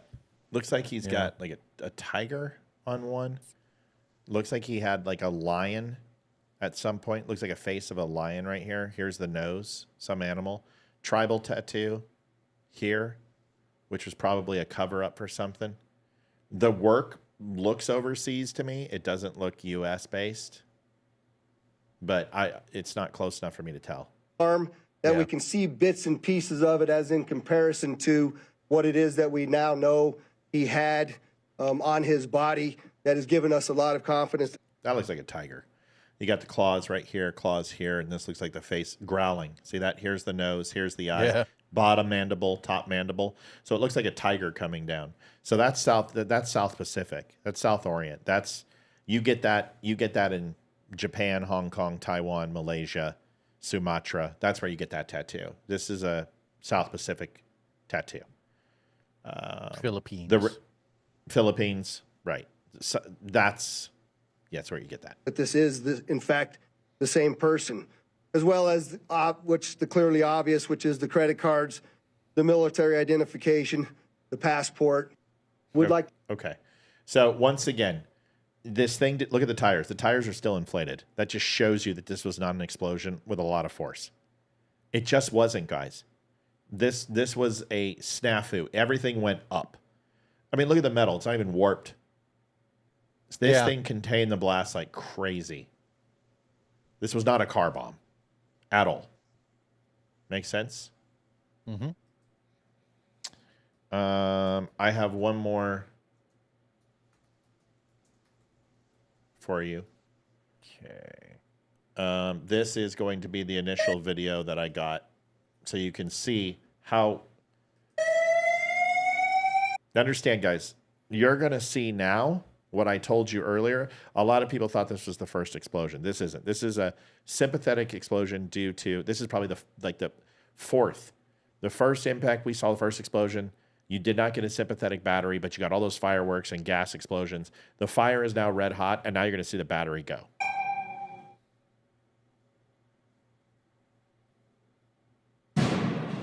There's your battery. Yep. That's it. There's another part of the battery. More fireworks.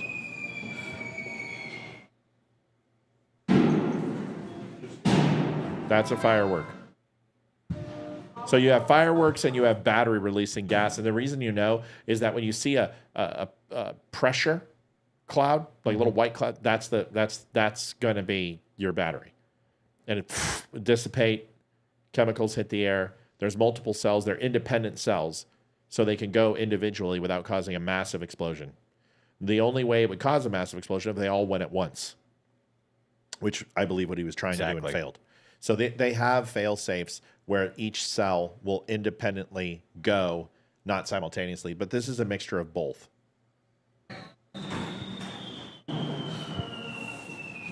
This is a report on that. Yeah. Battery blew, I think.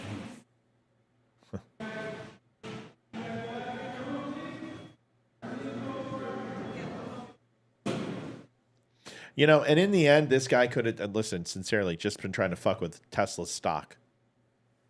Right? So there's been a lot of reports of Tesla batteries going. He makes the videos, all the headlines go Tesla battery. It's now ingrained. It hits stock. Who knows? He was trying to hurt Trump, trying to hurt. This was not an accident. This was not an accident. In any way, shape, or form, this was intentional. Okay?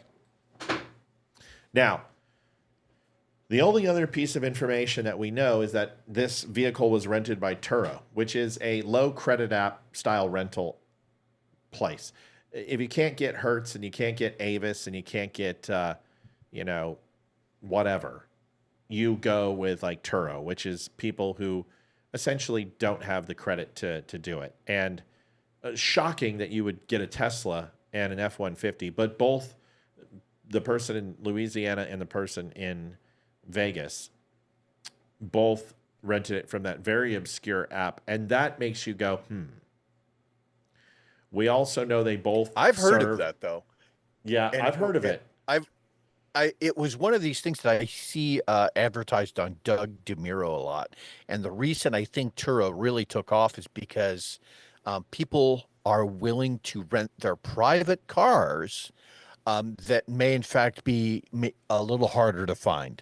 So if you wanted to rent a Ferrari or a Lamborghini or something that was unique, a late 80s Corvette that was in really good shape, you could go to Turo and potentially find something like that.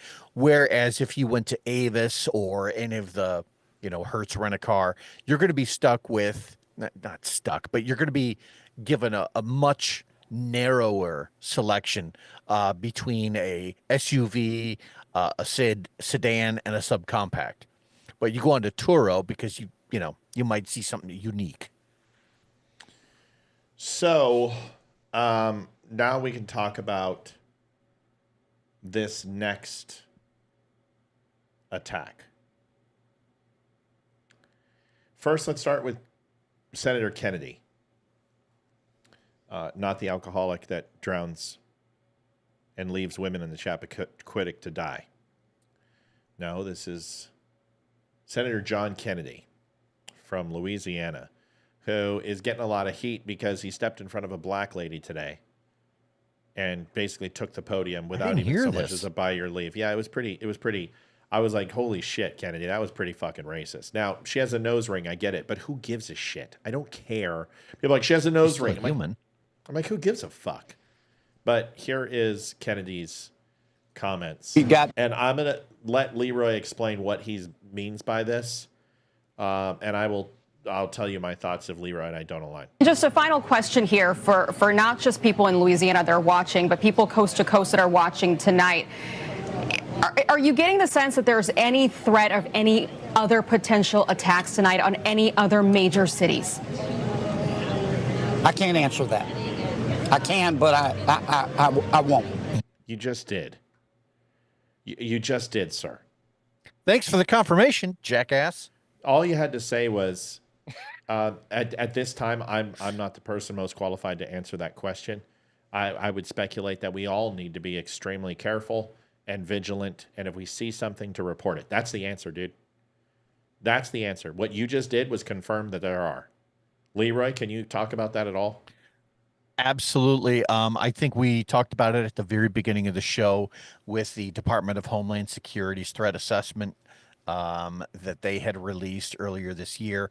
When you hear a politician deflect that way, that should raise an eyebrow immediately as confirmation to the question. Right. That being said, I'm going to steal some of Kennedy's thunder here just for a hot second. Folks, Yes, if you please. live in a major metropolitan area, I am not telling you to to change your plans. Do not change your plans. That's how the terrorists win. But I am saying that I would caution everyone to just be extra vigilant. We in the military, we use a term called keep your head on a swivel. Please do that. It just means be aware of your surroundings at all times. And if something doesn't feel right, if you see something that doesn't look right, try and make that quiet exit as quickly as you can. And I'm not saying run, and I'm not saying panic, but just be very cautious if you live in a major metropolitan area. I had the same conversation with my family last night. So we're not going to the mall. Movie theaters on hold for a little bit. And you know, this whole bullshit, terrorists win. No, terrorists win when we give them more soft targets. So I am not putting my family at jeopardy so we can go to the mall. Okay. I'm not going to the local cheese factory or the Apple Blossom Festival. No, I'm not going. And the reason why I'm not going is because 78,000 Afghanis were repurposed and replanted in Virginia in the dead of night. And I promise you this, 77,950 are fantastic people. But there's 50 who aren't. And it's probably more. And they want to kill us. And I'm not taking any fucking chances. So if I'm staying home and staying out of big populated areas, maybe you should take some advice. Because I've read the threat assessments. This is not going to stop. This will continue. Because the closer we get to January 20th and beyond, this is the new type of school shooting. This is where we've moved to. We have created tens and thousands of new terrorists with what's going on in Israel. You must understand that they blame us because we're proxying. We are funding, and they blame us as much. They are sick of Western influence. They are sick of the United States, and they have been coming across this border unaccosted, and they are going to bring this fight to us. And I'm telling you, we've seen this in England. We've seen it in Germany. We've seen it in Spain. We've seen it in Bali. We've seen it in Egypt and Jordan. We saw it in Russia. We're next. And if you think that we're so star-spangled awesome that it's not going to happen here, I must warn you, you are extremely naive. Go ahead, Leroy. Unfortunately, for everyone who remembers the last Trump presidency, 3 of his 4 years were filled with rioting, with BLM riots, with Chaz or whatever the hell that organization was named. Chaz Chop. And every week there was a new protest. There was more attacks. There was more violence. There was a new group popping up. And I think what we have now moving forward is I think for the next 3 to 4 years, because the left is who the left is, I think you're going to see a lot more of that similar type behavior, but it may not necessarily be homegrown Americans doing it this time. Now we have the additional bonus of several million illegals that are here. And I'm not saying they're all bad people, because that's not true. But some of them, and you don't know who they are, some of them do mean to do you harm. Of course. And so in order to protest Donald Trump and Elon Musk and an all-Republican, led Senate majority and House majority, I think we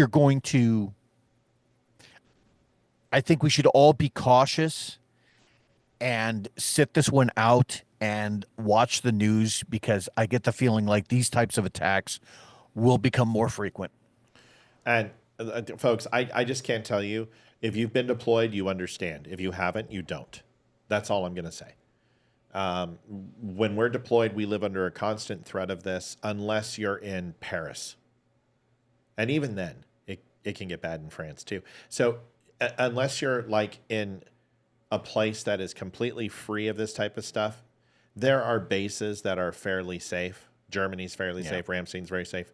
But there are places where, even in Japan, we're under constant threat. So you got to be careful. Okay. Somebody said to me, well, Kennedy was being, listen, I'm not going to defend what Kennedy did. Okay. Just like I'm not going to defend the mayor of Louisiana who was trying to get in front of the cameras. To me, he is not breaking any confidentiality to tell us where our state of the readiness is for domestic terrorism. It is open information. And he could say, America, I want you to be careful. I want you to stay out of cities, whatever. He could say that if he was trying to say that. This, I'm sorry, guys. I don't like it. And I don't care whether you like that or not. But to me, this is a chicken shit move. It's a chicken shit move. You don't cancel the Cotton Bowl unless there is a threat. Unless there is a threat. If they truly were acting alone and they're able to say that, then there's no reason to cancel the Cotton Bowl. Okay? Obviously, this is a heightened sense of awareness. Obviously, this is something that is a domestic network of issues that may not be systematically connected, but the overall methodology of attack is because of a certain reason. And the reasons are Jews and how people feel about them, the anti-Semitism going on here, the Muslim population, the people who think Donald Trump is a Nazi, and the radical left. Yep. That's just the truth. Completely agree. Here's the rest. Is New Orleans safe tonight? Yes, but we're still in the process of tightening up security. Really? How can you say that then? If security, you see what I'm saying? This is just, listen, I love Kennedy. Two sides of his mouth, man. Yeah, two sides of his mouth. You're sending mixed signals. You're creating indecision. Here's what it is. Is Louisiana safe? As safe as it could be. That's the answer. As safe as it could possibly be. Or, no, it is not safe yet. We will let you know when it is. Just be definitive in your answer. This isn't a frickin', there is more to what Kennedy said. No, there's nothing more to what Kennedy said, Loretta. There's not one thing more. See, this is why I don't understand you guys. When somebody you like does something stupid, you don't call them out. There is a way to answer this, and there's a way not to, and this isn't it. I'm sorry. I completely disagree with you guys. Soft. I love you. It's very soft. Yeah, it's very soft. And you're creating, if you want to warn America, then warn America. But don't sit there and backtrack. He's backpedaling in the middle of the conversation because he realized what's going to happen to Louisiana if he says it's not safe. It's going to shut down transportation. It's going to shut down people coming to his and spending money. It's going to shut down the Cotton Bowl because a senator said it's not safe. But he just said in not so many words, the entire United States isn't safe, but Louisiana is. You guys, come on. Stop. Because he's a Republican doesn't mean anything. Go ahead, Leroy. Had that reporter had her wits about her when she was asking that question, she might have given the follow-up. Are you telling your family to stay in New Orleans tonight, or are you telling them to leave? That's because if you're telling your own family to leave, then there's your answer. He shouldn't have answered this. He should have done exactly what I said. It's as safe as it can be right now, but it could always be safer, and we are working tirelessly. We are not going to allow people to be put in danger if we feel that there's something in harm's way. But this is grandstanding, and I don't like it. It's weak, and it shouldn't happen. We're still in the process of doing everything that we possibly can. The governor's called out the National Guard.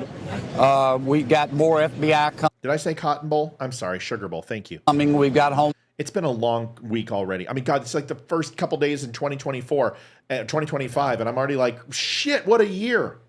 Land security people. We've got state troopers who've done an awesome job. We've got the NOPD. We're doing everything we can. But like I say, there's a lot of information out there. Some of it's accurate. See, Karen says, don't the majority of politicians not answer questions definitively? Sure. But in an emergency situation, can you imagine if after 9/11, they go, is America safe? And they say, I can't answer that question. I'm sorry. Senator, we have people who are terrified right now. Please, can you give us some sort of information? What can you do to calm them down, right? Right. So the only answer somebody has is just some peace of mind. Right. We are making people as safe as we can until the inevitability that another incident like this will occur. That is the truth. How about just doing something unique and putting people's minds at ease? Just a little bit. You can't possibly predict these things. You can't possibly say America is safe right now. You can't. Not with the open, because then you're saying the border's closed. Then you're saying that there is no danger. There is no cartel. There is no fentanyl. There are no sleeper cells here. There are no foreign nationals who want to do us. So you can't say it's safe. Do you understand what I'm saying? So if you do, you go against the entire narrative of why Donald Trump needs to be in office, because you're saying that all those things aren't real. Of course America's not safe. We know that crime is up. We know what's happening in America's cities. It isn't safe. But does that mean we should stop living our lives? No. That's what you say. Jesus, Evelyn, how can you possibly... Like, it's really hard for me to even take you seriously. Is that what I just said? For him to bullshit the people? That's what he's doing right now, Evelyn. God, you got a hard on for this fucking guy. You know what? You can hero worship people, but when they do something stupid, why won't you call them out? How can we not? This is dumb. If you didn't do that, if like me and Matt, we firmly get behind Trump, right? Absolutely. But I have no problem calling out Trump when he does something stupid, and he does, right? And if I didn't do that, if I just fell in line every time and said, oh, I love him, doesn't matter what he does, that just means that you're not an independent thinker, right? You don't have the ability to be objective enough to at least criticize someone when they're trying to pull this horse shit, which is talk out of both sides of their mouth. Like, you have to be able to do that. Evelyn, that's not what you said. You said, question, do you want him to bullshit people? No, I don't want him to I want him to be honest. There is a threat assessment for every single American. There is a high level of threat that we will be under attack by multiple independent ideologies over the next 4 years. Yeah. You can't say we're safe because you can't guarantee safety. Just like you can't guarantee someone's not going to get cancer or someone's stock isn't going to go bankrupt. What you can say is every single facet of the U.S. government, Department of Defense, Department of Justice, is working to make us as safe as possible. But right now, we need you. We need your eyes. We need, if you see something, say something. We need people to be frosty, to have their head on a swivel. We need them to be careful, limit their exposure out into large gatherings and events. And if you don't see bollards that are unencroachable, then you don't go in. That. Be a leader. Don't be a fucking I don't know, maybe with a big wink, wink. I don't know. I don't like it. I don't like it. Okay, we are not safe. I know we're not safe. That's what I'm trying to say. But you asked me what I want him to say. What I want him to say is the truth, that we are not safe, that every city in America right now is on alert. Every one of them. I like Kennedy. I think he is a crotchety old fart, and I love him. He's wrong here. He handled it wrong. That's what I'm saying. Okay? Yeah. That's it. That's all I'm saying. He could have done it better. And you know how you can confirm that with anybody. It doesn't matter if you're from the audience, if you're an outside listener, whatever the case is. There's an easy litmus test for this. Are you safe? Do you feel safe? I don't know. Would you consider walking down that same road in New Orleans on Bourbon Street without bollards up right now? Nope. Would you? Do you feel safe? Nope. Because if you say I'm not going to do that, then you don't feel safe. I have seen a guy unload a quarter to a half of a belt from an M249 into a moving truck, into the engine block, into the steering column, into the windshield, into passenger and driver's seat. That doesn't stop a car, doesn't stop a truck. I've seen something literally 500 feet away from a gate have multiple 249s and multiple other weapon systems, and that thing doesn't stop. I would never feel safe where a car could enter in a narrow corridor. Never. Never, ever, ever, ever, ever, ever, ever, ever, ever. Folks, the old saying, smoke 'em if you got 'em. The other saying, carry if you got 'em. Carry if you got 'em. Because I'll tell you what, man, All right. This is now, okay.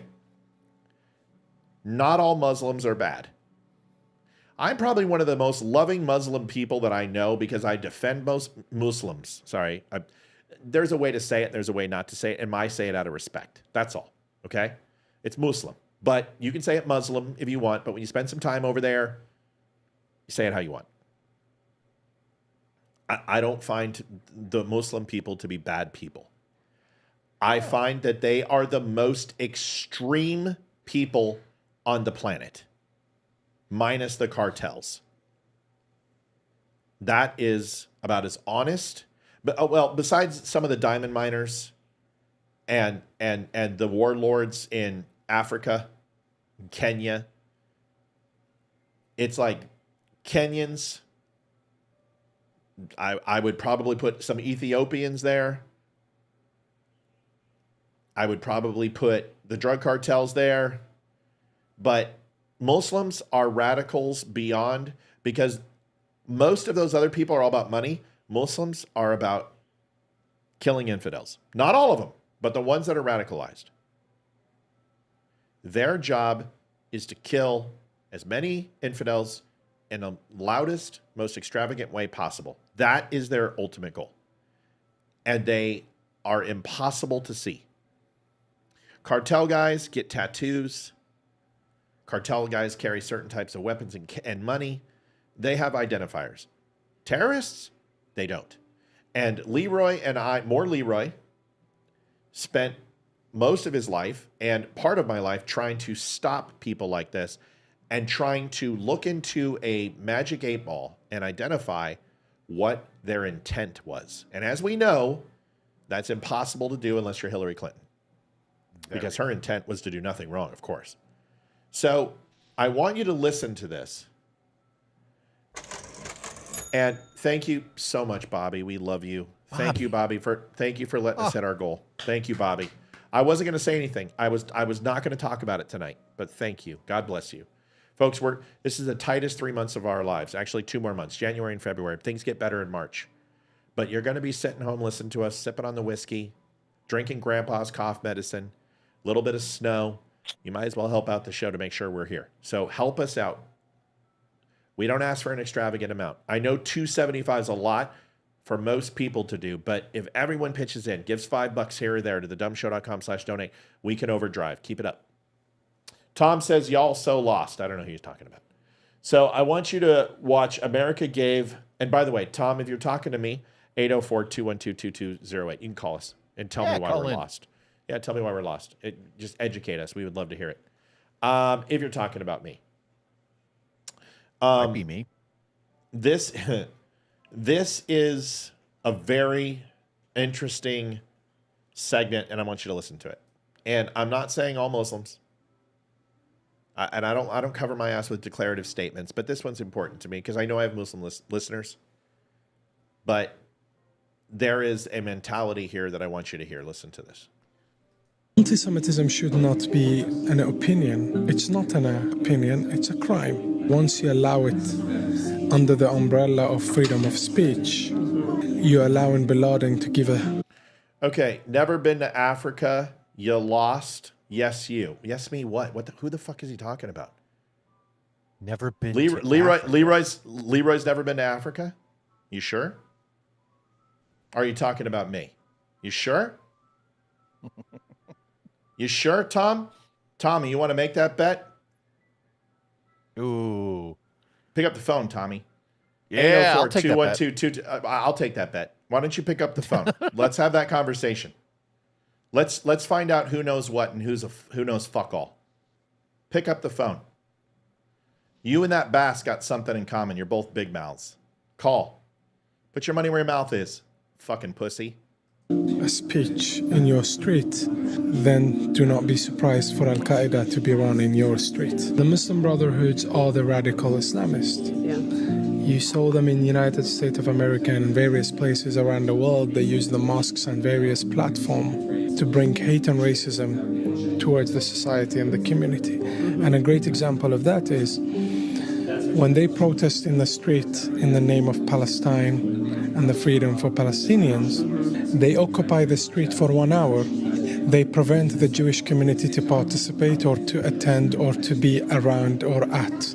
And they start attacking shops and asking others to boycott certain places and so on. Yeah. That's them ruling a place, a street, for 1 hour. Mm-hmm. Can you imagine them ruling a country for more than 1 hour? Can you imagine the atrocities they will commit? My beloved country, UAE, we have Muslim Brotherhoods as banned. We don't tolerate anti-Semitism.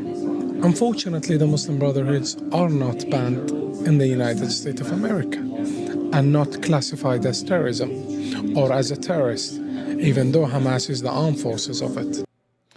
And I was not talking about Tommy Cawthon. I talked about the chump who bailed as soon as we started calling him out and called his bluff.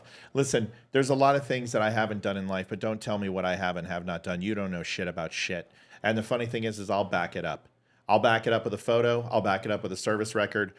So will Leroy. So just, dude, when you don't know what you're talking about, your mouth is best used for chewing. I haven't lost anything. You're the pussy that bailed and can't fucking pick up the phone and call. Cowards, dude. Cowards. I want to dive into this. Should anti-Semitism be illegal? No. No. No.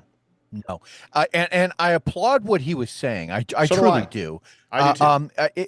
His basic sentiment was, hey, hate should be illegal. Here's the thing. You can't, I'm with Jordan Peterson on this one. If you are telling someone what they can and cannot say, then you are essentially controlling what someone thinks to some degree. Time out. Go ahead. Tommy says, I'm not calling into this clown show. I've been on 4 of the 7 continents. Great. I've been to 6 out of 7, you fucktard. Dude. Call in. Tommy, what's this idiot's name? Whitesides. He's a fucking moron. Whiteside? Yeah. Dude, anytime you want to compare travel records, please do.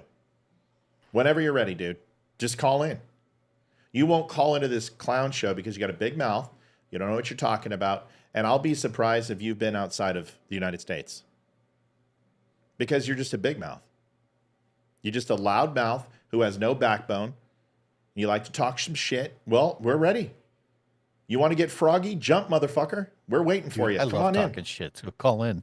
So call in, dude. I would love to fucking manhandle you on this show. We've done it a million times. You're about as interesting to us as a blocked plumbing main is to a plumber. Whenever you're ready, we'll give you 30 seconds. We haven't done this in a while. Yeah. Phone number's right there. It's free too. 804-212-2208. Come on, don't be a chicken shit. I have not engaged with the trolls, but I'm engaging with the trolls tonight. I'm ready. Let's go. I promise you this. We can play Name That Country. And between Leroy and I, we can name 10 countries we've been to. 10 countries we've been to for your every one. You only have to name one. We'll name 10. Call in. I'll give you my donations tonight. I'm that confident. Between Leroy and I, you have to name 5 countries for the 50 we've been to. Whenever you're ready. And you have to provide proof. We'll provide proof. We'll break out the old photo albums. Oh, yeah. Whenever you're ready, dude. Just let us know. Some of those spectacular sunsets I've ever seen were off the Horn of Africa. Whenever you're ready, dude. We're waiting. You're all barking no bite, little doggy. See, it's got to be embarrassing. Like, I get it, dude. I get it. You know what? You think you're tough. You realize you're getting a little older. You've known it all and you've done it all. Nobody could possibly have done more than you. And I get it, man. I remember my time when I was that ignorant. And I was that arrogant. And I thought I was shit hot and I'd seen it all and done it all. But then I grew up. You haven't had anyone called your bluff. I'm calling your bluff. All right, buddy. Just remember, I gave you 3 minutes. Usually I'd give you 20. I'm giving you 3. Everyone knows you're a fucking coward. All right? Sorry, buddy. Now they know it. So yeah, and so does everyone else. So here's the last thing when it comes to this. You can't ban anti-Semitism. You can't ban ideology. Anti-Semitics, I don't care what type of anger you have towards another person. You cannot control that with legislation. You can't. And once you start limiting speech, and once you start going down that slippery slope, where does it stop? So do I believe that Elon Musk should be banning Stu Peters and Nick Fuentes and all of these guys who hate Jews? Jake Shields, the douche plow? No. Because honestly, I want to know where those jackholes are.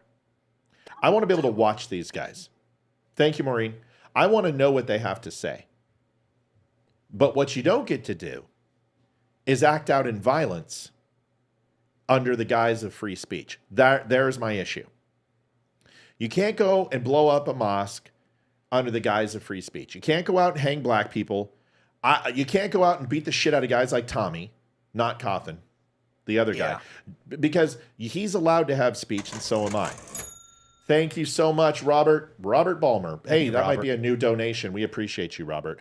Let me show the video, and then you can comment. Because why is it that pro-Palestine people, after every time a Muslim kills Americans, do they feel the need to go and do this shit? Which is their constitutional right, but it's got to make you question, why are they doing this?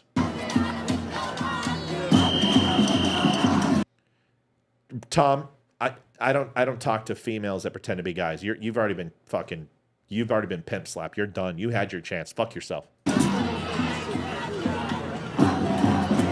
Somebody ban Tom, please. Thanks.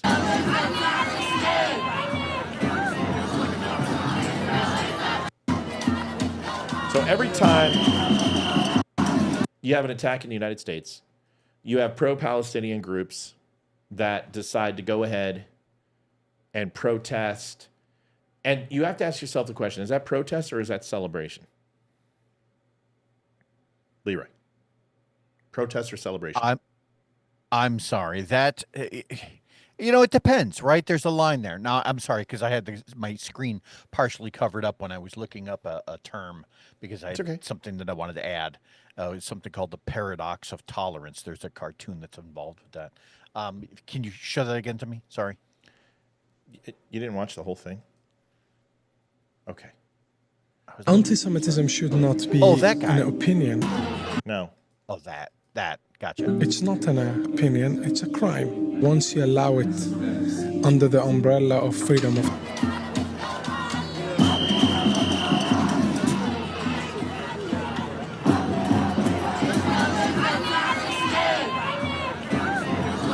So, since Leroy didn't watch, I'm going to just say it.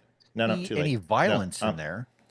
No, it doesn't. Okay, that's not my point. My point is every time a Muslim does a horrific event, pro-Palestinian groups now march. It used to be BLM would coordinate whenever a police event took place where anyone of color was shot. No matter the reason, there was a massive protest or a riot.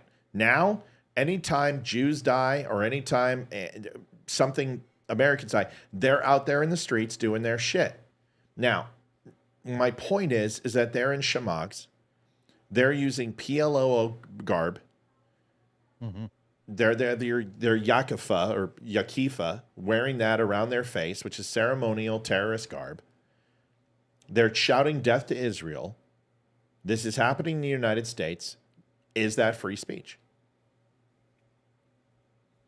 Yes. Yeah, it is. So no matter how much we don't like it, but what this is creating, but understand this, there is a price for speech. And by allowing this type of anti-Semitism or hatred for America, you're going to radicalize people. You're going to find people who maybe at one point loved America, maybe at one point loved our country, and now hate it because we've turned them into zealots for a cause where they are found to be vulnerable. It's very possible that this person that committed the crimes and atrocities in Georgia did. So the question is it an acceptable trade-off? The guy who was talking earlier said they've banned certain Muslim Brotherhood practices inside their country, in the UAE, United Arab Emirates, because UAE used to be a terrorist country, and it was because of stuff like this that created it. Will we ever look at free speech and say, wait a second, we have to regulate speech at some point? Right. Or do we say and stick to it? No, it is an uncontested, unalienable right that cannot be changed. And I'm just wondering where everybody falls. Go ahead. So, and that's actually what I was looking up. I was trying to recall the exact terminology. A philosopher named Karl Popper, Karl with a K, had actually asked that. And that was his question. It's called the paradox of tolerance. Should a tolerant society be tolerant of intolerance? And I know that seems like it's a circular thing, but actually it's not. And ultimately, that question does come down to one of free speech. Is hate speech protected? And the answer is, yeah, it is. You're supposed to be able to say the most vile, disgusting things, right? You may not like it. I guarantee most people do not like it. But here in the United States, here's an example. Adolf Hitler. Had he shown up here and had a Nazi rally, right, in Times Square Garden, they did. Should he have been able to have said the things that he did? And the answer is, yeah. It sucks, but yeah. It's the truth. Now, can you go out and say, let's kill all black people? Can you do that in the rally? No. Then why are they saying death to Israel and getting away with it? So, folks, this is the slippery slope. We know what the problem is. We know what the problem is. You know what the terrorist element inside the United States looks like, talks like, and acts like. But the question is how do you round up 6 million Americans? Do we treat it like the Japanese internment camps? Do we put them all over the country and slave camps until the terrorist bombings stop? I've told you guys to go watch the movie The Siege. That if you want to understand what the United States is going to look like over the next 4 years, here it comes. Go watch. That's your homework tonight. Go watch The Siege. Bruce Willis, back when he could still deliver lines. Too soon. Too soon, bro. Here is the chief of police for New Orleans. I don't understand why the diversity hires. I'm so sick. Right now, we need strong, abled people. Come on, man. Seriously? She looks like she's 90. She looks like the librarian that in Ghostbusters who saw the ghost. Behind us is what we call hardening. I apologize for the language tonight on the trolls, but I don't appreciate people questioning my friend's integrity. I don't care about me. You can question me all you want. I don't care. I'll defend myself. But I don't appreciate you question somebody who served this country and has unflappable qualities of nature. You know what? You're gonna face me head on that one. So I've been very good. I think it's been months since I've addressed the chat in that way. But don't question somebody's service unless you've done it, unless you've walked in those shoes. And honestly, dude, you sound like a one and done. Okay? And you probably were stateside the whole time. I don't believe you. Because you're too much of a coward to call in. If you truly had done what you had done, you would have called in. But you're a coward. Yep. Men have the sack to back up what they're saying. Yep, they sure do. And you have the fortitude to somehow supposedly defend our country, but you can't pick up a phone and talk to two military brothers, and you're disparaging those brothers because you're too fucking ignorant and stupid. That's your fault, not mine. Yeah. Tom is in the military as far as his Facebook page. Let me see it. Show me the link, Sherry. Show me the link. Listen to this. So we have brought in heavy trucks. You will see when you go down Bourbon, you will see yellow, what we call archers, and they're along the sidewalk. And that would be to be preventive if someone had, or if this particular terrorist went around up on the sidewalk, that's what that would do. Okay? It would slow that down for anyone who thought that they could breach our targets. And so those are some of the main differences we are done in the quarter. Also, you are going to see an incredibly large presence of police. And we are, though, confident, but we want our community to feel confident and know they are confidently safe. And that's what we're going to do. So right now, I can declare to you that the Bourbon Street is open. Chief, where did those archers come from? Sorry? Those yellow archers, where did they come from? Actually, we have them. I didn't know about them, but we have them. And so we have been able now to put them out. Okay.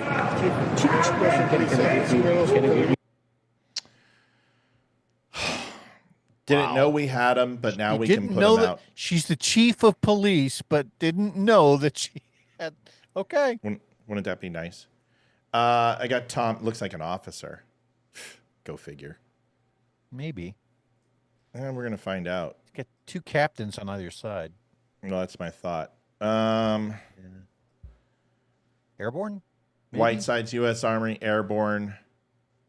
So he's jump. He has jump wings. I can't see if that's a CIB. No, that looks like a. That looks combat deployment. Older. Yeah, no, but it's got the up crest. I can't see if it's Bombardier or EOD style badge. I can't see what it is. I can't see it. Whitesides, he's got no rank insignia on. He's got his patch. He's not deployed here. He's stateside because he's not wearing a regulation flag. Deployed would wear a non-colored flag, so he's stateside. So much for all those countries. Looks like he's in Japan. Because take a look at that. Take a look at the back there. Yeah, the rainbow flagged. Yeah, right. Yeah. Yeah, maybe Korea. Yeah, maybe yeah. Korea. I'm trying to look at some of these insignias here. Maybe we have some army guys who are here. He's bloused, right? I don't know what his rank is. I don't know. But he's got, like he got just some. smelled his own fart, though. Yeah, he does leave a. And you know what? I want to look it up because I want to see where's okay. So the guy next to him. I don't see any rank insignias on his either. Oh, we got a patch. Captains. I think that's sword and lightning bolt. What is that? It's not armored division, is it? God, fuck, I don't know the army anymore. It's been so long. Hold on. All right, see if I can get in on this.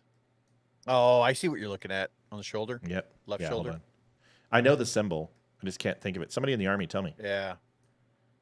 I know the symbol. I'm going to get to it. Hold on. This is fun for me. Because, dude, if you're in the military and serve, why are you busting people's balls? And why are you? So as a captain, and see, look, it's sword, and then vertical sword, and is that infantry or cav? It's not cav. Hold on. I can look this up.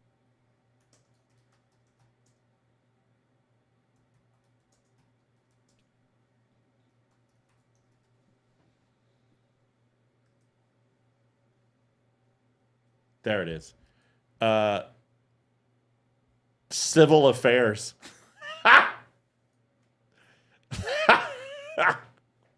Oh, yeah. Civil affairs and psychological operations command patch. Well, That's he might one. just be. No, it might be special forces. I think it's spec ops, dude. Yeah. I think I'm just fucking with him. I think it's spec ops because I think it's 3 lightning bolts and that's that. But it's upside down if it is because the hilt's here. That means that when he was going through Bragg, he heard the babies crying in the woods. Yeah, they got airborne, so it's special forces airborne. They're special forces airborne right there. So that's the one. So he's and he's got the airborne rocker on top. See? Yeah. So that guy, and he's got his jump wings. So he's probably an officer because he's not getting a ceremony if he's not an officer's, right? He's got to be an officer, but we can't see his patch. I think that's just his airborne patch is what I think that is. Yeah. Yeah, his rank is right below his picture frame. I know that. So I know he's special. I just don't know what the badge, what's the insignia above his airborne. It's God, I know it too, and I want to say it's a parachute with a bomb or it's yeah, God damn or it, a rifle or something like that. No, I don't think it's a rifle. Maybe it is. I'll find out what it is. Dude, it seems like a guy that would get along on the show. Why be an asshole? Oh, I know what it is. So he's got his jump and it's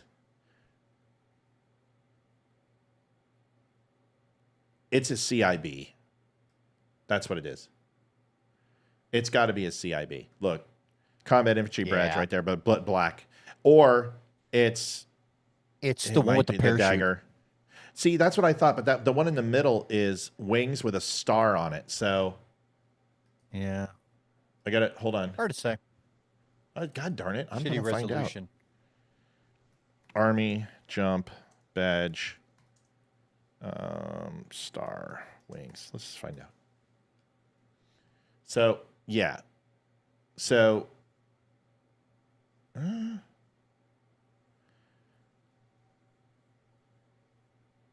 No, that doesn't look like it. So I don't know. But somebody who's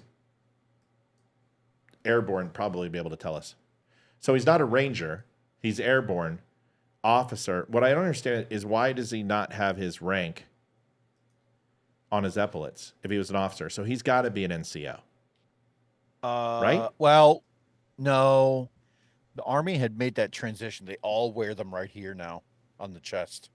Well, how come Captain was over here was wearing it? Was that on his chest too? That was on his chest, I thought. Oh, that was on his chest. So it's not. See, I've been out too long. Yeah. Yep, that's chest. So he's probably an officer.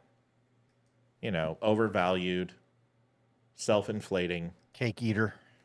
I'd fucking, why? You know what? Spit it out, dude. Seriously, you should have come on the show, had some balls. But I'm not gonna let him sit here and troll all fucking night. Let me just see one more thing and then I'll be done. I'm just interested, dude. Because what sucks is like if you're a service member, then show some pride. Own it. Show some pride, dude. Own it and don't break our balls. Don't question. That would be like me going on your show and saying, "Oh, I doubt you really were to, 7 of 8 continents." Like, how the fuck would I know that? Just like, how do you know anything about us? Oh, dude, this guy just, yeah. This guy just looks like he's just got, you got a child, dude. You should be happy. Yeah. You should be happy, dude. You're a fisherman, member of Drill Sergeant Fitness. No workplaces, Joe. He's from Utah. Work and education, nothing listed. I don't know, man. I've seen a lot of fake profiles in my life. And this one doesn't seem fake. But this is interesting because those don't look like the same guy. Maybe it's just the giant glasses. The nose is the same. No, yeah, the nose is the same. Maybe it's because he's prematurely balding. I'd be upset too. Either way, buddy, thank you for your service. Sounds like you did some I have shit. that. Yeah. So that's premature is a little off. Sounds I like got you the did some balding shit. thing down. Yeah, well, that's what you're good at. Since you've never been to Africa, All of his medals are on the plaque as well. Now, those weren't rank insignia. He had groups that he was working with, but none of them are clear. The picture's shit. So it doesn't matter. If you served, great. And if you've been to Africa, wonderful. But to sit there and say that somebody else hasn't is ridiculous. What are you looking at? Leroy? I wonder if it was that. See, I think that's what it was. It so shows his how many jumps he's had. 3 jump, 2 jump, 1 jump. So it looked like that, but where the chute was, it was hollowed. So there was nothing in the middle. So obviously he's 3 jump. If he's airborne and he's special forces, he's jumped more than once. I don't know. I'm interested. Shit, dude, shouldn't have been a cock. Whatever. Maybe he got buddy fucked in the military. Jodied. Sure. Maybe. Yeah. All right. Finishing up. That's enough. That's enough distraction for tonight. It was fun though. We haven't had a troll. Yeah. Dude, let me ask you a question.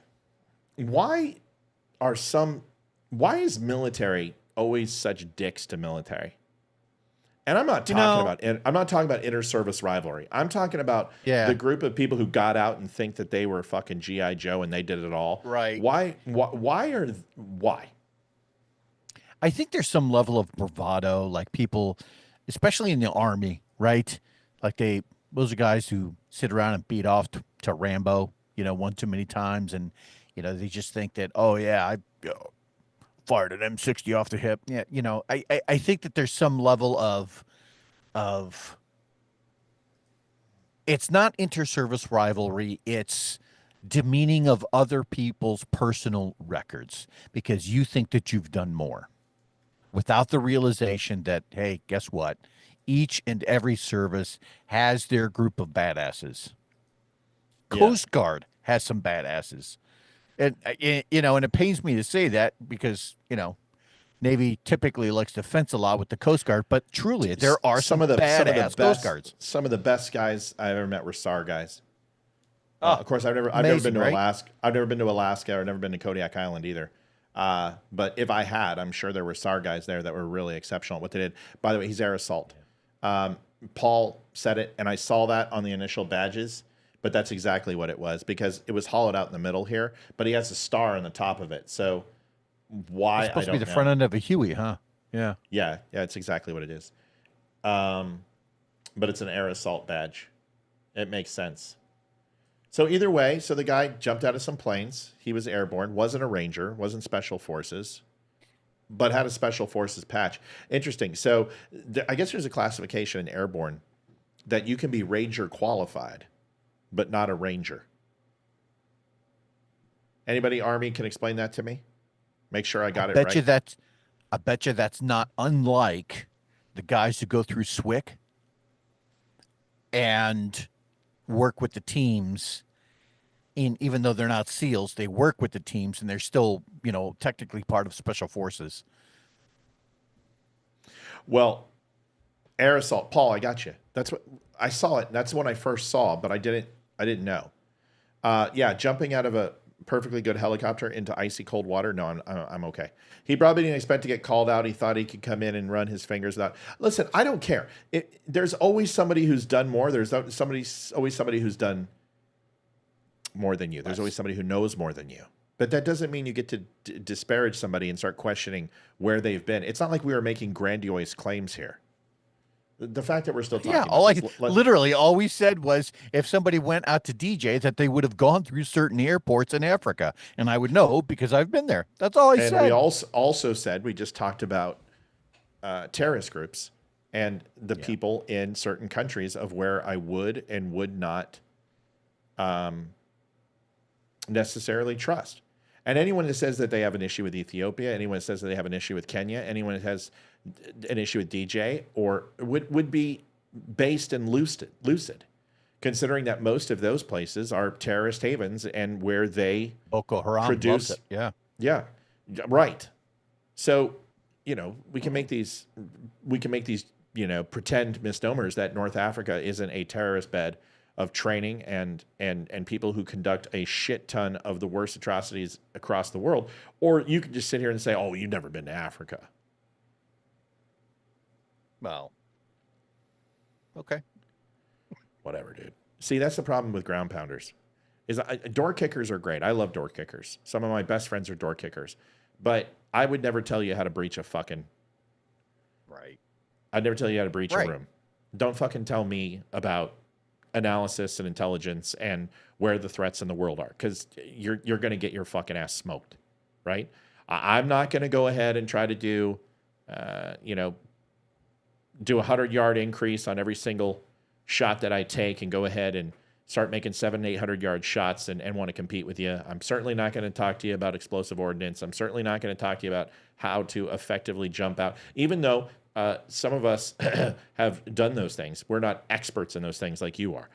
Don't fucking tell me about intel, right? Just fucking door kickers. Seriously, like you didn't kick enough doors.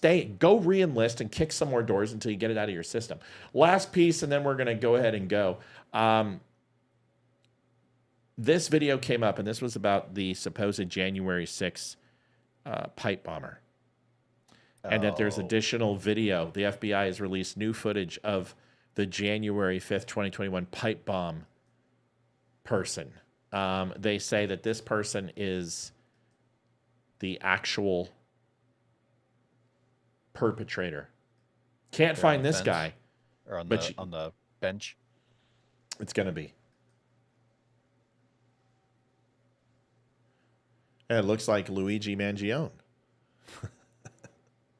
Oh, God. He even has one of those little moped scooter thingies. Hoodie up the whole time. Okay. Having lunch on a park bench. Sure. Maybe he's throwing his pipe bomb in the paper bag. Who knows? Yeah, he's going to leave something here. My question is how can, there it is. If you can find this guy, or you can find these other guys, why can't you find this guy? What is taking so long to find this guy? Because. Okay. Can you go back a hot second? Yeah, where do you want me to go? Beginning? Just to the point where he stands up. Okay. You can use that bench, right? You can use the known height of that bench to estimate within an inch or so his height. You already know he's a male. You know he's a male. You could go ahead. You're probably not going to get the hoodie, but you can actually look at the actual point of the hoodie, the bagginess of the hoodie, to kind of get a make, model, and brand, right? Because all hoodies are different, the way they're cut. You could definitely find out his shoes.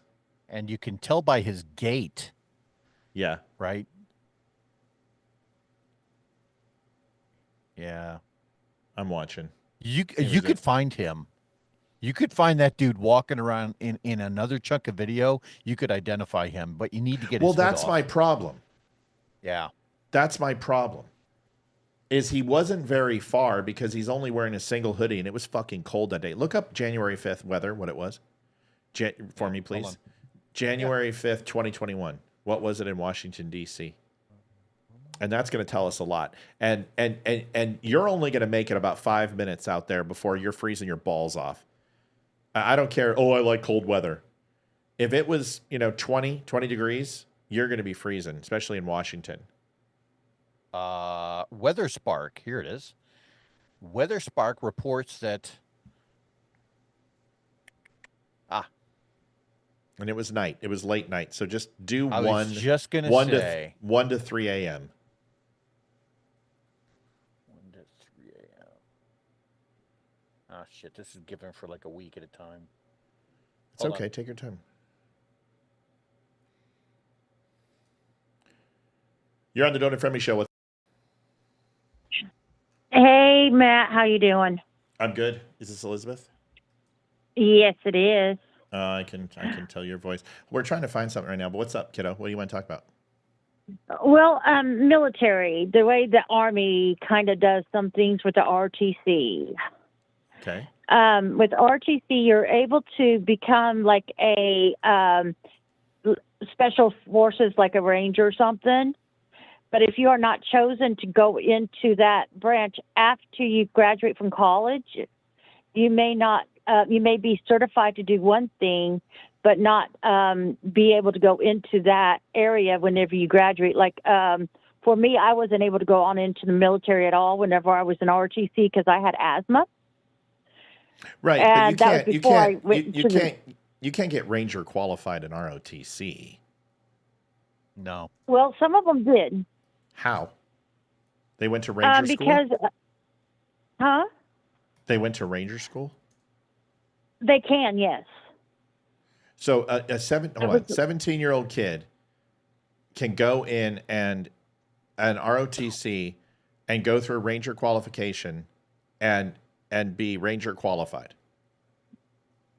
That was what was happening at Tarleton State University, yes. Okay, hold on. Let me read this. Hold on, Elizabeth. Let me read this because I'm interested. Because I don't know. I'm not asking you because I'm challenging you because I know. I don't know. It's possible for ROTC cadet to become Ranger qualified, but it is not a standard part of ROTC program. Here's how it typically works. Selection. To attend Ranger School as an ROTC cadet, you must first be selected. Selection often depends on your performance in ROTC, your physical fit, your leader adaptability, and your recommendations. Cool.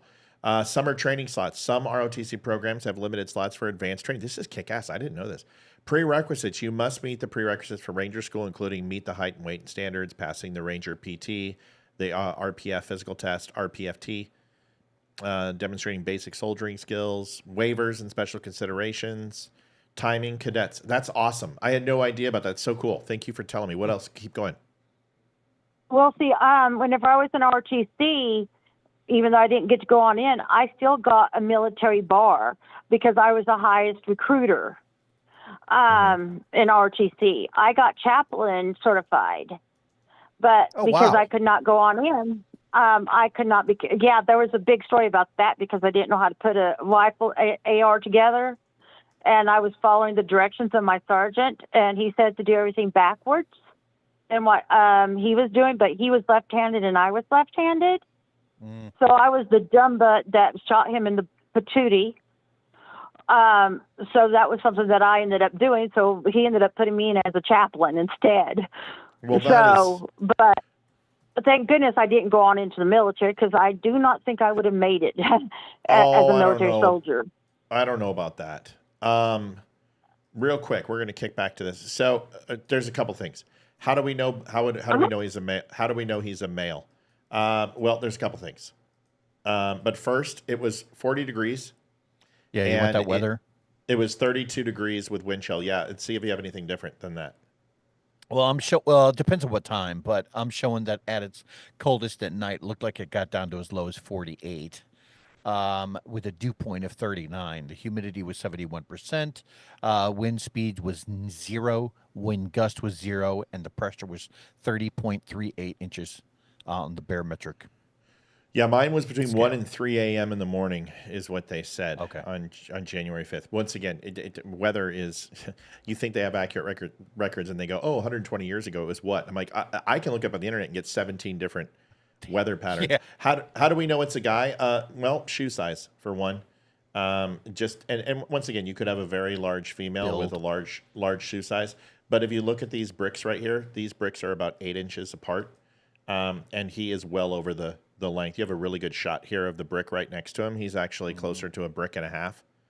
So, 8 inches for a brick and then add another 4 inches to that. You've got a 12-inch foot. If Women tend to make smaller steps too, yeah. Yeah, and his gait is wide. Very steady. But yeah, the shoe size is pretty much a giveaway. Also height. I mean, those benches are what, 3 feet? Average woman is what, 5'4". Yeah, 5'5", and he's max. That top of that bench is sitting on his hip, so you got to figure he's twice that size. So if that's 3.5 feet, he's almost 6 foot, 6'1", maybe 6'2". That's a rough. I mean, we could break it down. It's a guy, Yeah, a little bit of man spreading there. Yeah, it's a guy. Also back. I don't see any boobs. It's a guy. But the point is, why can't they find him? Elizabeth, thanks for telling us that. I believe that you can be Ranger qualified, but you don't get to rock a Ranger tab. Is that correct? Unless you are selected and assigned to a unit. Is that true? Do you know? I believe that's true. I believe that is true. I think you're correct about that. Okay. I just don't know. I wasn't in the Army. And I just don't know enough about it. Thanks for calling. How was your New Year? How was your Christmas? It's okay, but I lost my high school principal. He passed away. I'm sorry about that. Sorry. That sucks. But it's okay. It's okay. It's life. You know how old he was? But, and of course, earlier I was saying something else about the vigilance. Mm-hmm. You've got to be vigilant. No matter what, you've got to be vigilant. And what taught me that was my dad was Army. I was from the Army branch. I know, you guys forgive me. But whenever we were overseas, he was high security, so was my mom, high security as far as civil service. Mm-hmm. And we just got to be vigilant at all times, especially right now with everything that's going on. no matter what, you got to have some sense of safety, even though you're not going to, everything's not clear around you, but you got to be vigilant. You got to watch your surroundings, watch everything else that's going on. And if you're not careful, then anything can happen at any given time. Yep. But just be vigilant, especially with what's going on in the atmosphere right now. Yep. Because that's the best. You can't run scared. If you run scared, then everything's going to go bad. But just be alert, but don't be scared. Don't go on a frenzy. Just know you got to keep an eye on everything. All right, kiddo. I got to let you go. I got another phone call coming in, Elizabeth. Good talking to you, and Happy New Year. Thank you, Elizabeth. It was good to hear from you. See ya. Caller who just called, call back. Caller who just called, call back. Sorry, I tried to get to you fast, but she was still on the phone, and I didn't want to be rude and hang up. Listen, one thing I want to talk about. Fort Liberty, Fort Bragg. You've had the guy in Vegas and in Georgia. Hold on. Hey, is this Mel? No. Who am I talking to? It's Frank. Hey, Frank, what's up? What do you want to talk about? Frank. Hey, man, in this whole pipe bomber thing, yeah, don't you got to know that they know who this is. I mean, we're all naive in thinking that we're not being given the proper information and they can't find anybody and they don't know. They know damn well who it is. They're just obfuscating this whole thing. Don't you think? Listen. Ray Epps wasn't charged for almost, 3 years? And this guy blatantly instigated and encouraged people to go in and is on film doing it multiple times.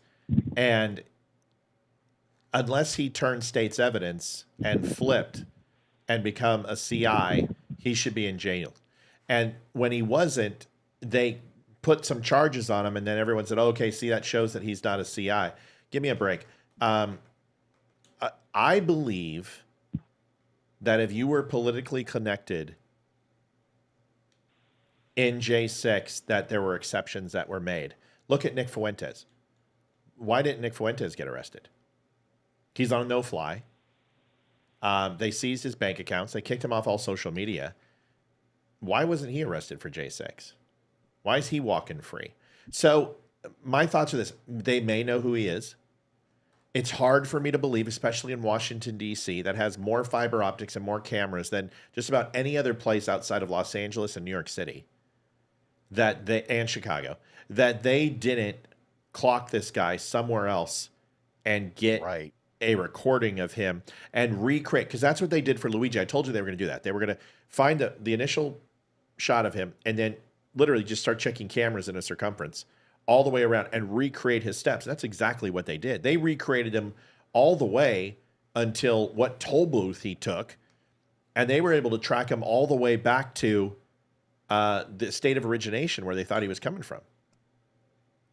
So do I think they know who this guy is? Yes. Do I think that maybe they used him for some other means than this? I don't know, dude. I just don't know. I think what you run into a lot of times. I don't know either. Frank. And that's my hold on, Frank. Frank, hold on. Let Leroy go real quick. He's got a thought. Go ahead. Yeah, absolutely. Well, go ahead. I think what you run into a lot of times, specifically in cases that are really, really high visibility like this, is a district attorney who they probably have some mounting body of evidence against someone. They think they know who they have, right? And the way they did it is just with good old-fashioned police work. They went from B to A and then backwards. They worked the puzzle backwards to finally end up at a person. But they have to be very, very cautious with the evidence. And some district attorneys will not move forward until they have 100%. This is an airtight case because they don't want to let it go. And a lot of times that just comes down to the policemen who are working the stuff backwards and saying, hey, look, on this call from here to here, I'm only 70% confident, or I'm only 50% confident. Whereas some analysts might go, oh, no, 100% from here to here, we know this is the same person. So in those types of cases, you'll probably have a district attorney that would have already named that name. They would have already come forward, charged that person, and already have them in the clink. But if there's any sort of ambiguity there, they're probably trying to bolster that case so that they don't let it slip through their fingers. Does that make sense? Absolutely. It makes total sense. But here's my point. They don't want us to know. Why? They know what they know. They know who this guy is. I guarantee you they know who this guy is. How? They do not How want do to you let know that that information out. Frank, how do you know that? I don't know that. I'm simply speculating, Matthew. That's all. Well, then I'm don't doing. say. Then don't say But you absolutely know, Frank. Because I'm sorry, that's why I'm asking the question. If you say I absolutely know, then I need to know why you think that. And if you don't, then just say you're speculating. You think that. That's okay. You can think that all you want. You just don't know that, right? Okay. Point taken. Okay, cool. I totally agree with you. Maybe that was a misnomer on my part. No, it's okay. I just want to clarify because, dude, I want to break the goddamn story. If you know, holy crap, let's break it because I want to find out. But you don't. You think, and that's okay. I would suspect that they probably know this guy because there's many reasons why they don't have him. One is there's a lack of public engagement because there was no traffic. This guy understood maybe the traffic patterns, knew the time of night to be there. If he did, then he understood the traffic patterns and overall foot traffic. Okay. He may have known that the cameras were there. He walked the opposite way, which leads you to believe that he kept his back to the camera for a reason and didn't expose anything, so he knew where the cameras was. There could be video technology lapses in that area. We don't know. There could be investigative reasons why they may have a suspect, like Leeroy said, but they haven't moved forward with it for a reason. Or they know who he is, and the guy is turned CI and is continuing to work something completely autonomous from J6. We don't know. But what I do know is that if they have the same amount of effort that they put into getting people from J6, if they had the same amount of effort from locking up parents who disagreed with the public school systems and red flagging them, if they had the same effort that they did going after Donald Trump for literally a bench warrant and sending in tactical teams, if they took that same initiative that they did for those things, maybe some of these things wouldn't be happening. I totally agree with you. You're absolutely right. And I'm sorry if I misspoke. No, maybe it's okay. It's because of my ignorance and I don't know what's going on. I simply look at things and I think we've been lied to so many times. Oh yeah. And we've been told so many things that are not true. Why would we even stop to believe that what they're telling us about, we don't know who this guy is when they know who the grandmothers are at J6. I mean, come on. Well, that's a little different. At some point. It's a little different. At some point, you have to ask yourself, why are we being lied to so much?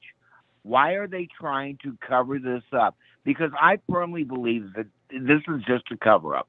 I don't know why I believe that, but I just do, based on everything that I've seen and I've heard and all the evidence that's out there about it.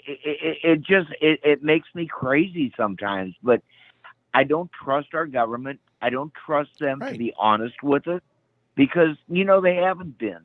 So I guess that's where I'm coming from. That's fair. Listen. Get it. Man, I get it. Too. I get it too.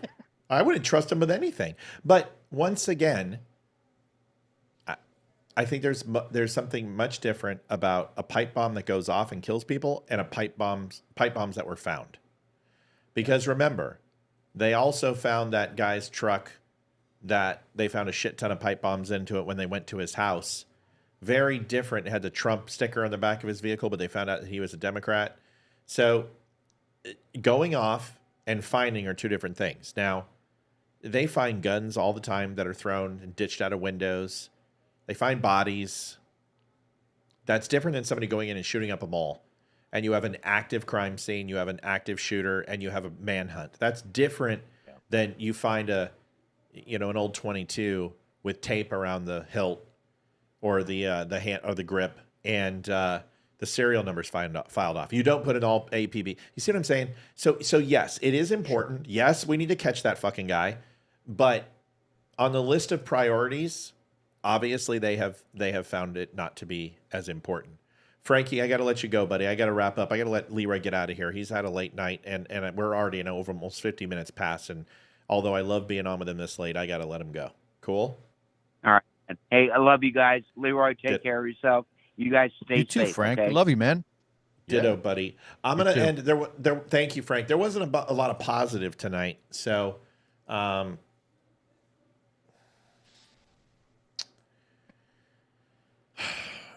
you doing? You all right? This world's nuts, dude. I'm so sick. I know. It's just the beginning. Like the last two shows, they were great shows, dude, and they were funny. And we talked about bad stuff, but there's no joy in this shit, dude. It gets so tiresome. Just all the angst. So here is a video that I think. Can you guess which spot that goes? Now, The square. I know that this girl is not conventional looking, and her forehead's bigger than mine, Leroy, but.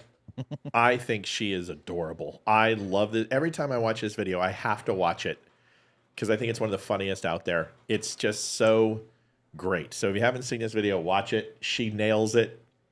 This is a reaction video of her watching someone else doing something, which is putting a series of blocks in a bucket. Very simple. We've all done it. Then we'll say our goodbyes. Here is the video. This is a square. Can you guess which spot that goes in? The square. That's right. It goes in the square hole. Yes. Okay. And how about this rectangle? That one? Also the square. That goes in there too. Yeah. Up next, we've got this thin rectangle. The thin rectangle. Can you guess where that goes? The thin rectangle. That's right. It goes in the square hole. And up next, a cylinder. The circle. I think that goes in the circle. The square hole. Now, we've also got this semicircle right here. Do you see a slot that would fit the semicircle? Semicircle? The semicircle. That's right. It's the square hole. Okay. Up next, the triangle. We know what hole that goes into, triangle. right? Triangle. That's right. The square hole. And up next, we have the arch. The arch. The arch. You guessed it. The arch. It goes in the square hole. This is a square. There are 4 lights. Yeah. So that just reminds me of, you never know what state somebody's in. And I like to think that when I do my posts and I do my memes, that's the way people are. We got another quickly. This is Matt. We got to be quick. You got 1 minute. Go ahead. I have 1 minute. Yep, 1 minute. All right. Check it out. This is Tom. You blocked me. Oh, Tom, I did What's block up, you because man? you're being a dick. You questioned Leroy's. Oh, was I being a dick? Hold on. You questioned Leroy being in Africa. So he would like to talk to you about Africa, and obviously we did a little research on you and found out your service. So thank you for it. We appreciate it. We don't go around and trying to compare profile like some psychopaths. No, But it's you let's come go on my ahead and show. start You come with on both of you Tom. two. You come on my Who show. called who here?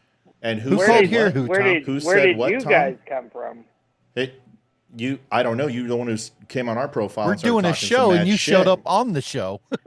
Yeah, so of course you're going to be brought in. I got it. I got invited because You got invited apparently because you're being y'all two okay. be piping off a, Oh God, Tom, you're such a fucking hero. You're the only guy that served, Tom. You're the only fucking guy that served and jump out of planes. Congratulations. Why are you so angry? What are you so angry for? Like it wasn't enough? Were you a cake eater? Is that what it is? And you resent the NCOs? Is that what you do? You're not mad at me. You're mad at your dad. We still You're like mad at your mom. Why are you mad at everybody, dude? We're not the enemy. Now, fucking hold on a second. Challenge him about Africa, bro. Challenge him about Africa. Let's find out if you know what you're talking about. Leroy, Why go would ahead. you say that you? And where is he Why been? would you say? I didn't hear what he just said. He said he doesn't know where you've been. I don't know. He's drunk. Go ahead. Just tell him about Africa. Tell him you've never Sure. been. What do you want to know? What do you want to know, Tom? Where have you been in Africa?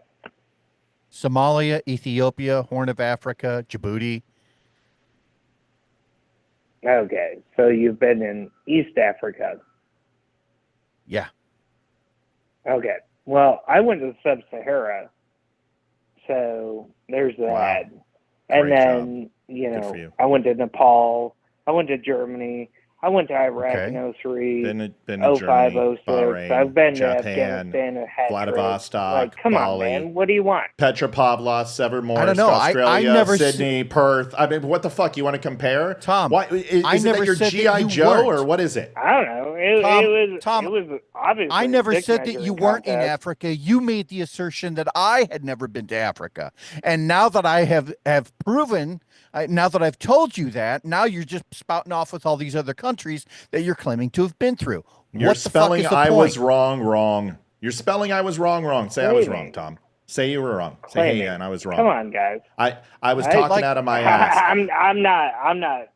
You were wrong. I have zero reasons to tell you, dude, I've been anywhere else. We don't care. We're proud of you. Great. Thanks for serving, I bro. didn't ask. You're not the only one who served. You're not the only one who served. So why isn't it be that, No, that we there's have a tried? million of us. What did I do in the So military? why would you Tom, do- tell me what I did in the you do- military. You're airborne, okay? You're probably an officer. What did No, we do you in the called me military? aerosol. So, and I'm Well, not. that's what we were. Listen, from a shitty photograph, that's what Tom, another guy, said, and I said, yeah, that's what it looks like. We can't tell, man. Your collar is over it. Your fucking rank insignia is in the center of your chest, and you're holding up a frame. What do you want? We had one fucking picture. At least Tom, we got I think you're somewhat missing close. the point. I think you're missing the point, Tom. I never made the assertion that you had never been to Africa or never served, or I never made that assertion. You made that assertion about me. Why? And the only reason I said it, Tom, was because you threw it under the bus, so I just tried to throw you under the bus. At that point, we were just mudslinging. But you've obviously traveled all over the country. So did we. Answer Leroy's question, and we'll let you answer, and I'll shut up. Go ahead. Nothing? A lot of what you. A lot of You what said guys I are had never just been to Africa. spitting out. Why? No, oh Jesus Christ! You're not gonna let me talk. All right, dude. Hey, No, talk. Go ahead. Talk. I like. We're going to shut up. I like your show. There's like 20 people watching it. You do you, boo. 275. 275. You didn't learn how to count? Were you an ASVAB waiver? You obviously were a fucking ASVAB waiver. 275. You can't count. He hung up. See, this is... Dude, this is why... I hurt his feelings. This is why people don't call. You can't There's no way... All you had to do was be like, you know what? I was wrong. Okay, great. Let's have a conversation. But How hard would that have been? How hard would that have been? Your entire argument. Dude, I can understand you coming on and trying to fucking hit me or hit Leroy. You ain't going to win against both of us, especially when you're wrong. All you had to say was, are you guys ground pounders? And we say, nope. You guys fucking knock doors? No, we didn't do that. We didn't kick doors. You guys jump out of planes? Yep, qualified. He's qualified. Great. You guys fire weapon systems? We certainly have.